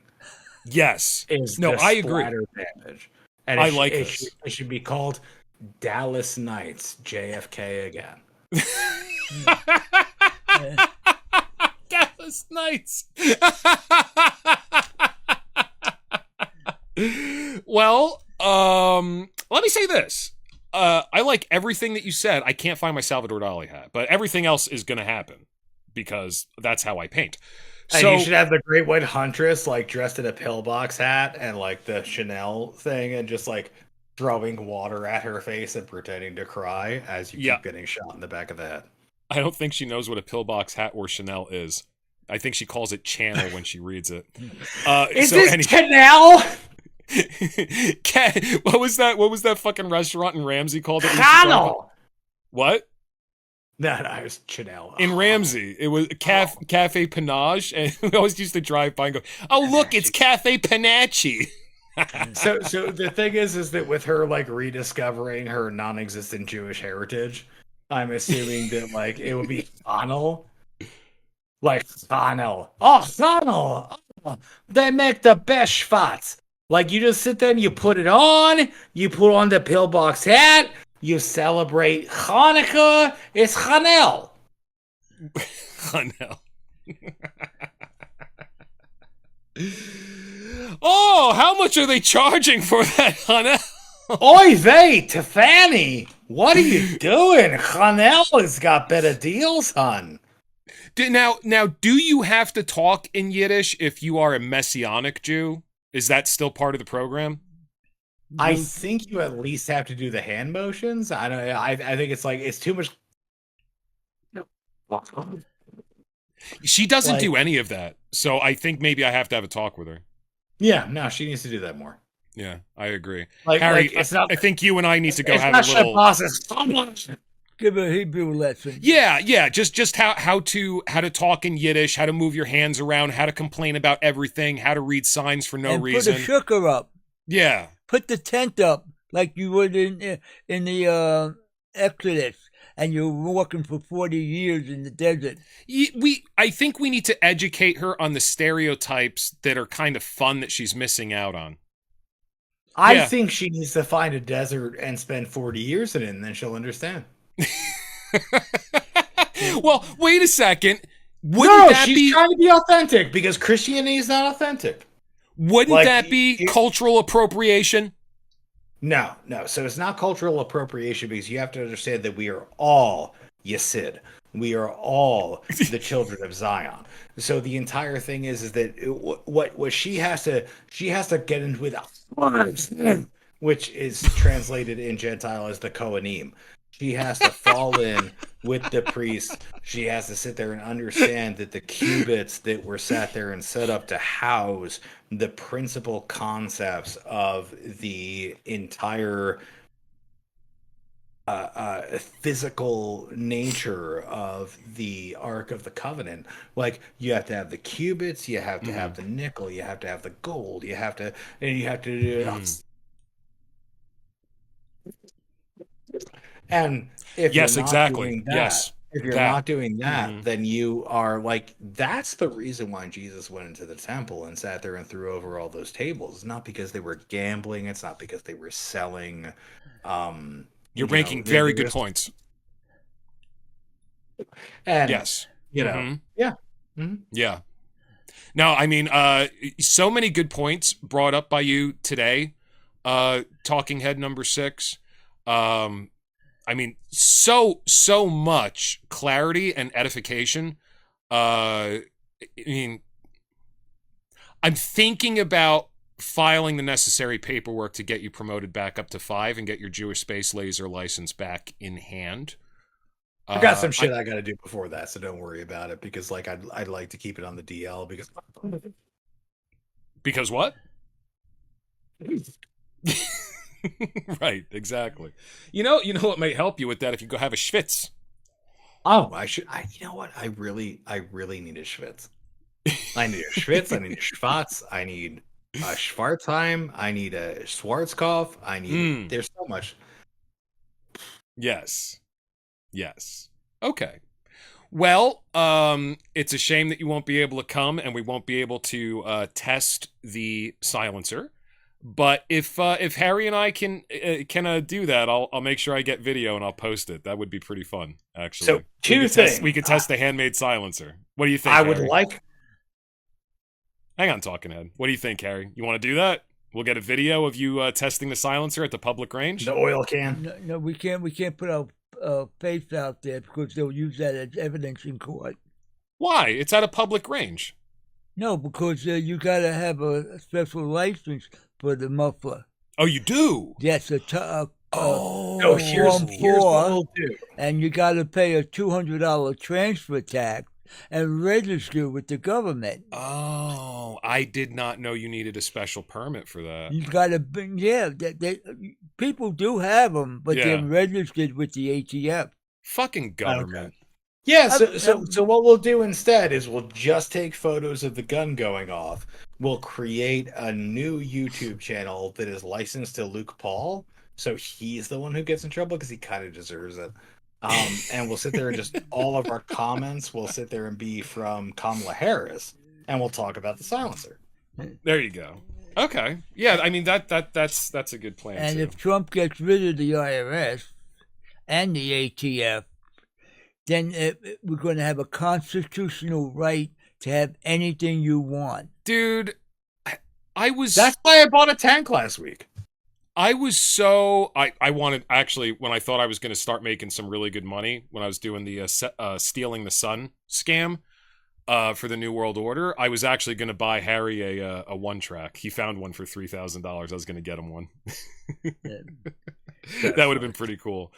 But, I mean, so as far as the IRS and everything goes, Harry, I expressed this on the last podcast, I'm so disappointed with everything that's happening with this administration right now. I mean, so I brought this up last time, I know, and I wanted to bring it up again, talking head, while you're in on this with us.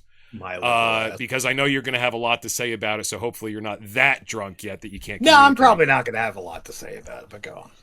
But I mean, so here's the thing that happens. So Doge pulls together almost $1 trillion worth of budget cuts. Sure. And then Congress not only passes a new spending bill that's $500 million higher than the last one, but the one Republican that didn't vote for the bill gets shit on by Trump. This was a Trump-endorsed bill. So if you cut almost $1 trillion from wherever you get it from, a lot of that was USAID, why is the spending bill $500 million higher? What's going on with all that extra fucking money? I mean, that's so fucking disappointing. So, I mean, I know that we're not serious enough to get into this, but the whole thing is that it's all lies. Like all those, like, that waste that Doge is finding is a lie. Anything that you look into is completely false. It's patently false. You can look into the numbers. They're not accurate. The shit with the tariffs is complete bullshit. Like, we are living in a state of alternative truth. And so the whole thing is that you have to understand the reason why that governor went against this is he knew that this is stupid. And he's doing the Emperor's New Clothes thing where he's like, you're naked. And nobody's willing to comply because they're terrified of the base turning against them. You mean everybody is complying because they're terrified of the base turning against them? Yeah, okay. Yeah, I just, it was very disappointing. And then when they vote for that bill, I mean, it was right around the same time that rumors start circulating that Musk is going to step down from Doge. And I'm sitting here thinking, well, I would if I found out that all the work that I've been doing is basically, it's a fucking cartoon. I mean, it's WWE. But he's the one selling it. Like, it was his idea. He financed Trump. He put $250 million into his campaign. So what I'm saying is, if you put yourself in his position, and he finds out how we can cut almost $1 trillion out of the budget, okay, and and you do all that work when you have plenty of other things that you could be doing with your time. But you're approaching this from the wrong angle. He knows. I'm approaching it from my fucking angle. I'm not approaching it from everything is a lie and they're all in cahoots and they're all working together to smokescreen the American public. Okay, I understand that that's what you think. I get it. You just said that. I was giving you my. Okay, I was giving you my opinion, like it's a conversation. You know what I mean? So let me reframe this then. So you're looking at this as he is an honest actor who is sitting there and doing what he thinks he can do to straighten out the government, and he is being beset by outside influences. Go on. Who's he? Elon Musk. That's what you're saying, right? Like, so that's your my opinion. theory. So what it looked like when I didn't do a ton of research. I'm just saying what it looked like to me is then all of a sudden Trump goes ahead and endorses this fucking spending bill that's higher than it was than the last one. If I were Musk, I'd say, what the fuck was I working the last 3 months for? It doesn't make any goddamn sense. Fuck this. I'm out of here. That would be my opinion. No, and I would agree with you if so assuming that everybody is being honest. Well, obviously Yes, Trump that makes isn't no because he endorsed the bill. But that's what I'm saying is assuming that Elon Musk is being honest. It's like, okay, I found all of this fraud. We're not prosecuting it. The FBI isn't looking into it. There's no court cases filed about it. Very odd that we found all this fraud and duplicity and nobody is taking care of it. On top of that, my boss is sitting there and being like, well, we're not going to pay attention to that. There's something wrong with that. So it's like, yes, assuming Elon Musk is an honest actor, then yeah, that's super fucked. It's all in the game. That's what it is. What game? What's the end point of the game? Are we playing chess? I got a message for Trump. Go ahead, Harry. What's your message for Trump? I have the answer. It's Jesus. Here's something the people should know. Where the hell is it? Surprise! The income tax law is voluntary.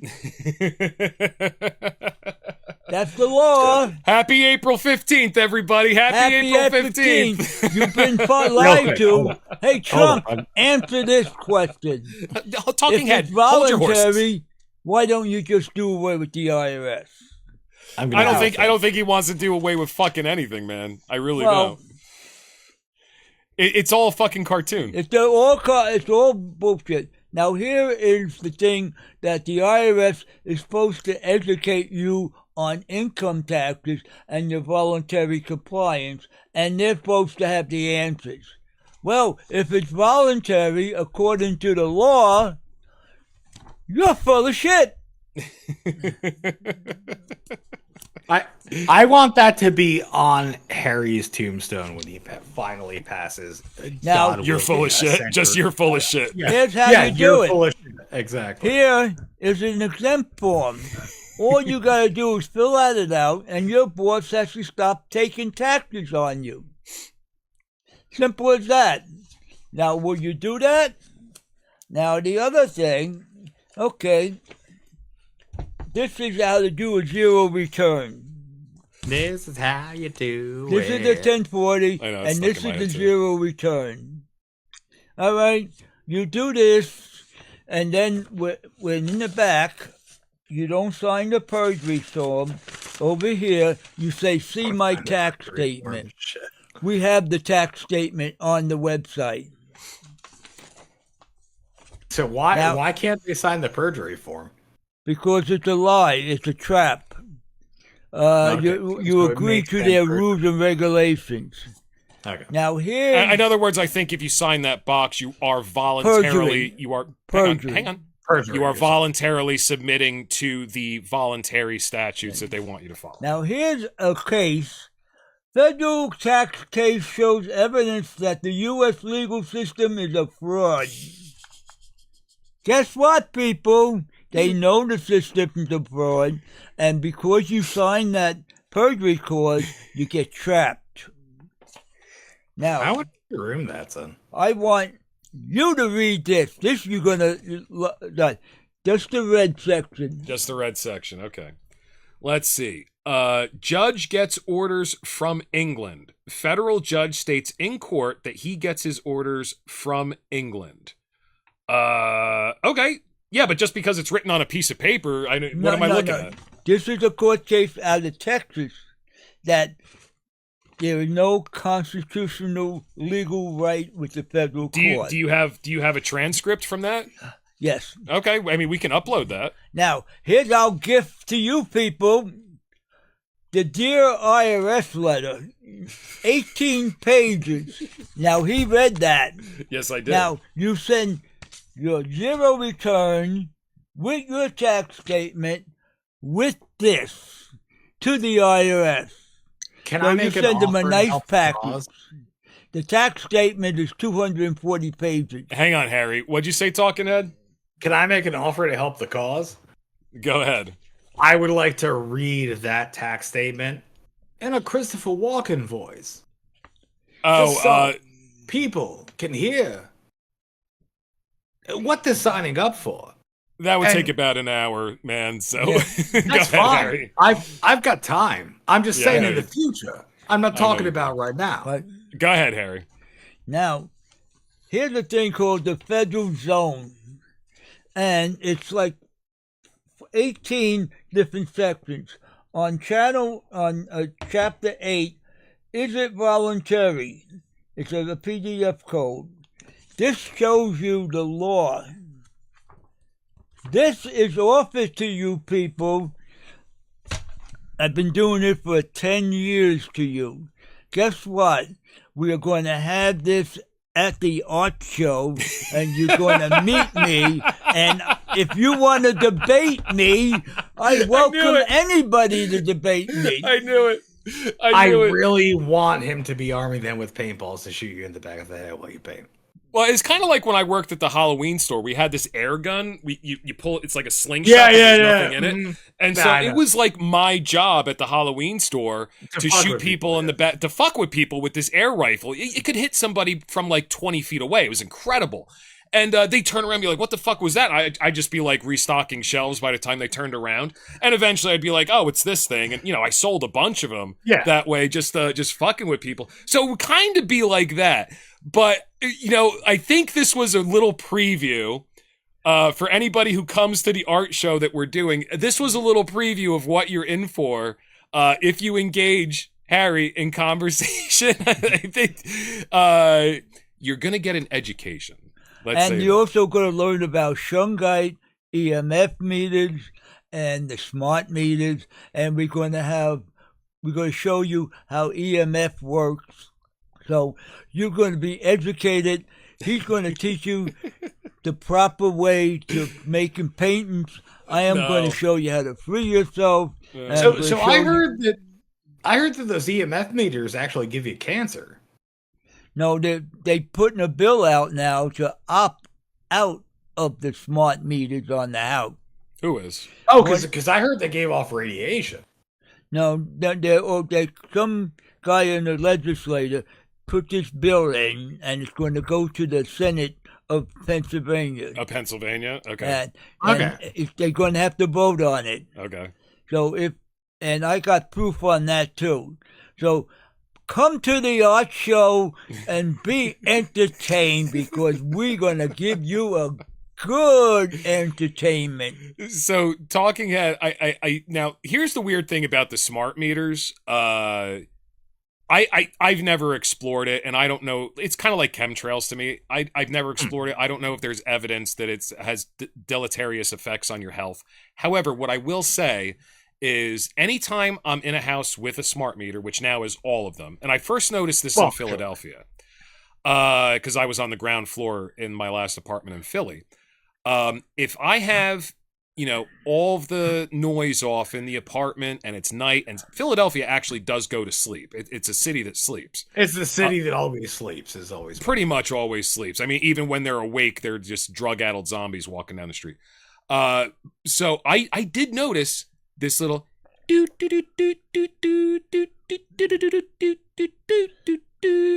it sounds like fucking Morse code, and I was like, where's that coming from? Is that inside my fucking head? Oh my god, I'm starting to think that I'm actually going crazy here. Nope. And I got obsessed with this one night to the point where I tried to write down the dots and dashes and go online and see if I could interpret it as Morse code. And I didn't get anything out of it. But I hear it all the time. And I had somebody over my house. I think maybe it was a girl that I had over, because I don't think it was you. Was it Talking Head when I tried to? Okay.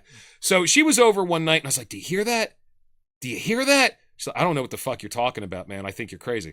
So Harry and I both fucking hear this shit. I don't know why we can hear it. Nobody else can fucking hear it, but it's there and it's really annoying. It's like one of those things that once you notice it, you can't unnotice it, So you probably want to go to like a doctor about that, because the whole thing is no, I'm serious. This falls into, there's a California proposition about microwaves. No, I'm dead serious. Dude, I can tell when you're being serious and you're not. Go ahead. No, so it's marked on the sides of the microwave ovens that I work on. Like California's the only one that passes law, like EU did as well, but America's just kind of ignoring it. Okay. So the microwave radiation that sits there and comes through has been causing like cancerous issues and stuff like that. And so California is the only one to pass legislation. So there's this thing that like on the side of the ovens that I work on. Let me see if I can find a picture of it. But here it is. Here's the punchline. It's coming up. No, I'm serious. No, this isn't a joke. On the ovens that I work on, there's a thing that says California Proposition, whatever number it is, requires us to tell you that this may give you cancer or cause you to have pregnancy issues. Really? Yeah. Okay. Yeah. I mean, if you can find that, I'd love to see it. But I mean, it's always been a little suspect to me, microwave specifically, that, you know, it's fine for everybody who doesn't have a pacemaker. How the fuck does that make sense? The pacemaker, so microwave radiation can cause a pacemaker's chipset to fail, which would make it stop actually regulating your heart. Yeah, but I mean, if it can do that, I mean, what can it do to your actual body? You know what I mean? Oh, terrible things. Great things and terrible things. Great and terrible things. Well, we gotta send you a shungite necklace to protect you. Oh, and I'm sure that's going to do like an awesome job of it. If I could get the technical specs on shungite, that'd be great. Prop 65, that's what it is. Yeah. So Prop 65 basically sits there and makes it so that anything that emits microwave radiation has to have a warning on it that it can cause fertility issues and cancer. So is this sticker on cell phones and shit too, or is it just on microwaves at this point? On the microwave ovens that I work on, it's there because they're very high wattage microwave ovens. Interesting. So, but they're not putting, because I mean, I remember, you know, television news from the late 90s, early 2000s. Talking where about people getting testicular cancer from having a cell phone in your lap, yeah. Or brain cancer, yeah. And a lot of people were starting to sell these little things that you could put on it that was supposed to stop the radiation and all that. And then all of a sudden... Were they made out of shungite? What's that? Were they made out of shungite? I do not think they were made out of shungite, no. We make little bars of shungite that you attach to your phone. Right. It captures the waves that come off it, degrades into less harmful frequency. It scatters the frequency. Yeah, I you can never talk to anybody on the phone again. All right. No, you can talk on the phone. It's just to take that particular frequency to take down the harmful frequency that's seeping into your brain. So what we were talking about is the ones that people were selling in the early 2000s, which it wasn't shungite. The ones that I saw being advertised on the news and, you know, commercials and everything, it basically looked like a foil sticker. Actually, right. Yeah. You just stuck on the back of your phone like an asshat. Well, yeah, exactly. Last night, I found the price of shungite. Okay. Now, real shungite from Russia, $315 for 20 pounds. Thank God they didn't get hit with the tariffs. Oh, no, wait. I'm ordering 40 pounds, and it's going to be like $700 on the bill. But I have found out when you order shungite from Russia, sometimes the shipping costs almost as much as the shungite.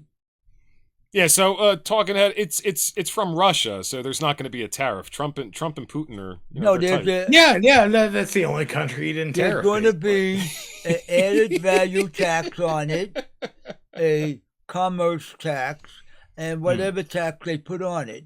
But if I order $300, my shipping may be $200. Yeah, but it ain't cheap. But I could guarantee you, it's real shungite. Right. It's not. What's shungite comprised of? I'm curious. Right, the shipping kills you. It's a high carbon, but it's a specific molecular makeup. They think it might have been from a meteorite. There's only 1 or 2 places on the planet where they can find it. But I know so it's like, okay, I'm curious what shungite was. If you do a wiki search on it, like you look it up in Wikipedia, it'll tell you exactly what I just told you. and then it will say that there's people that think that it has enormous health benefits, et cetera, et cetera, et cetera. Basically everything Harry's saying. And then, of course, it ends with the conclusion, none of this has been scientifically proven. So that's what we're talking about. I guess my question is, will it make my testicles larger without tumors? Would you like them to be larger without tumors? Yes. Then it will. And if you come out to our show, we will sell you some. We got something to help you. $1 million of it. Nescafe instant coffee with cloves. You make a coffee out of it. And it gives you bigger balls? No, it will take the plaque, and it will make out of your balls. No, it will make your erection bigger. Oh, because it will improve the blood flow by taking out diminishing the plaque in your blood vessels. I got you. It will take the plaque out of your blood because there's one little organ there that creates the testosterone in there, and it clears you out. Okay. And cholesterol builds up plaque in the blood vessels. I got you. Well, it takes the plaque out, like taking like the wormwood. Yeah. It purges you out, and it removes the so-called worms and the parasites that's in the body. We're getting hit with it every day, and if you do this every day, they say your erection will get better in about 3 weeks. I have Harry hooked on absinthe. I don't know if I told you that. Yeah. Okay. So as far as the erection thing goes, mine is already so unruly. That's why they used to call me Kickstand back in high school. I don't need it to be any bigger. If I want it to be smaller, what do I take for that? You got as big as Johnny Holmes, dude. 14-inch. I almost ordered pants with 3 legs at one point. Yeah. Well, some older guys have to make it grow better. The sad thing is whenever he has nightmares, his dick ends up in his butt somehow. It's so weird. Hey, you told me you would keep that between us, motherfucker. What the fuck? Hey, if he gets it big enough, we'll rent him out to the porno stars, and he can make more money. I like that. Well, I now on Facebook, I'm having prostitutes come right out and hit me up too in direct message. You're hurting them, though. I'm kind of thinking I should charge them. Oh, why not? Yeah. All right, guys, let's wrap this up. Indeed. Harry, do you have anything else to say before we go? Come to the art show and be entertained, be educated, and if you don't like what I'm saying, debate me. Yeah, that'll be fun. I'll get that on video. Talking Head, do you have anything that you want to plug or talk about before we let this go? Oh, you look adorable. The art show?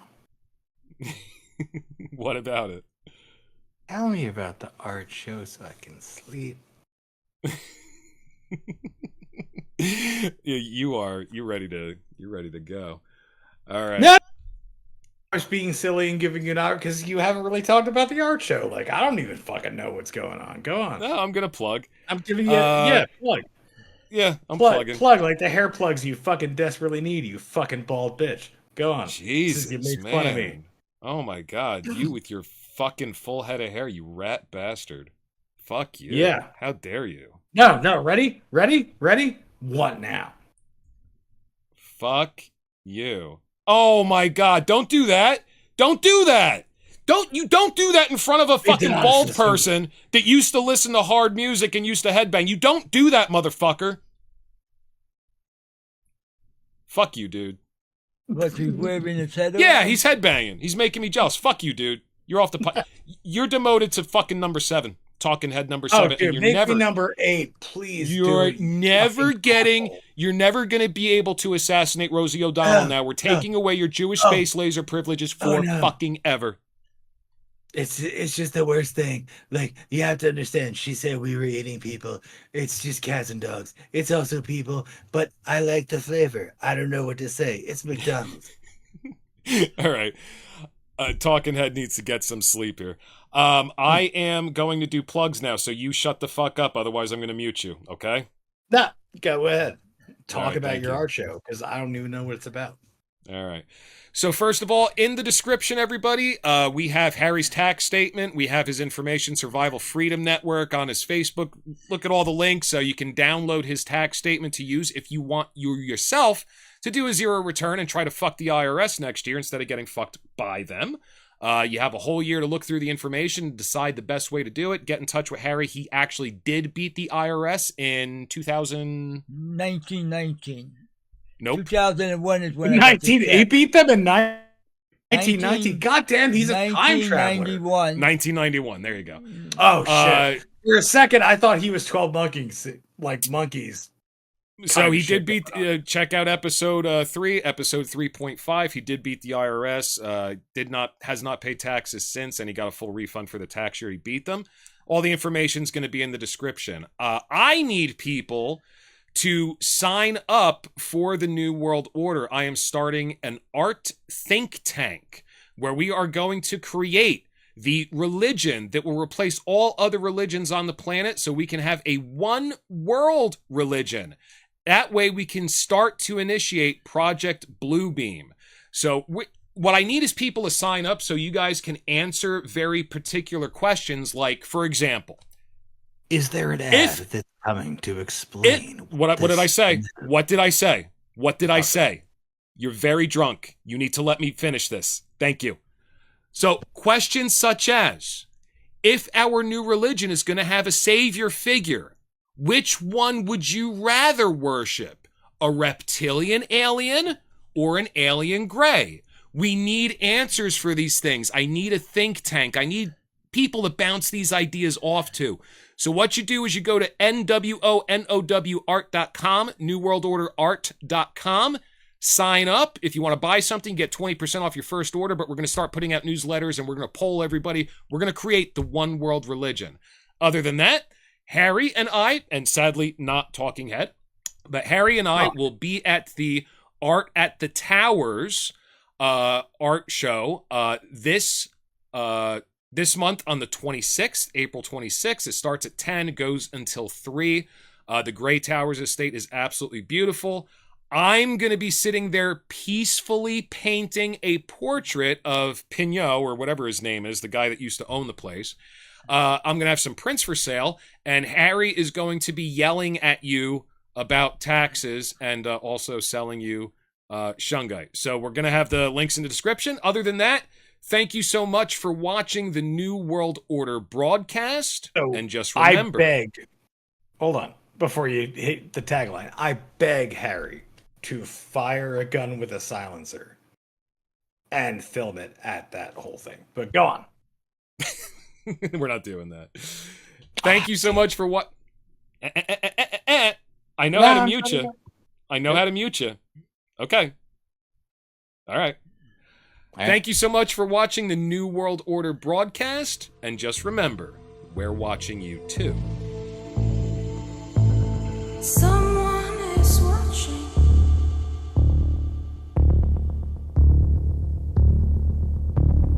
There are strangers.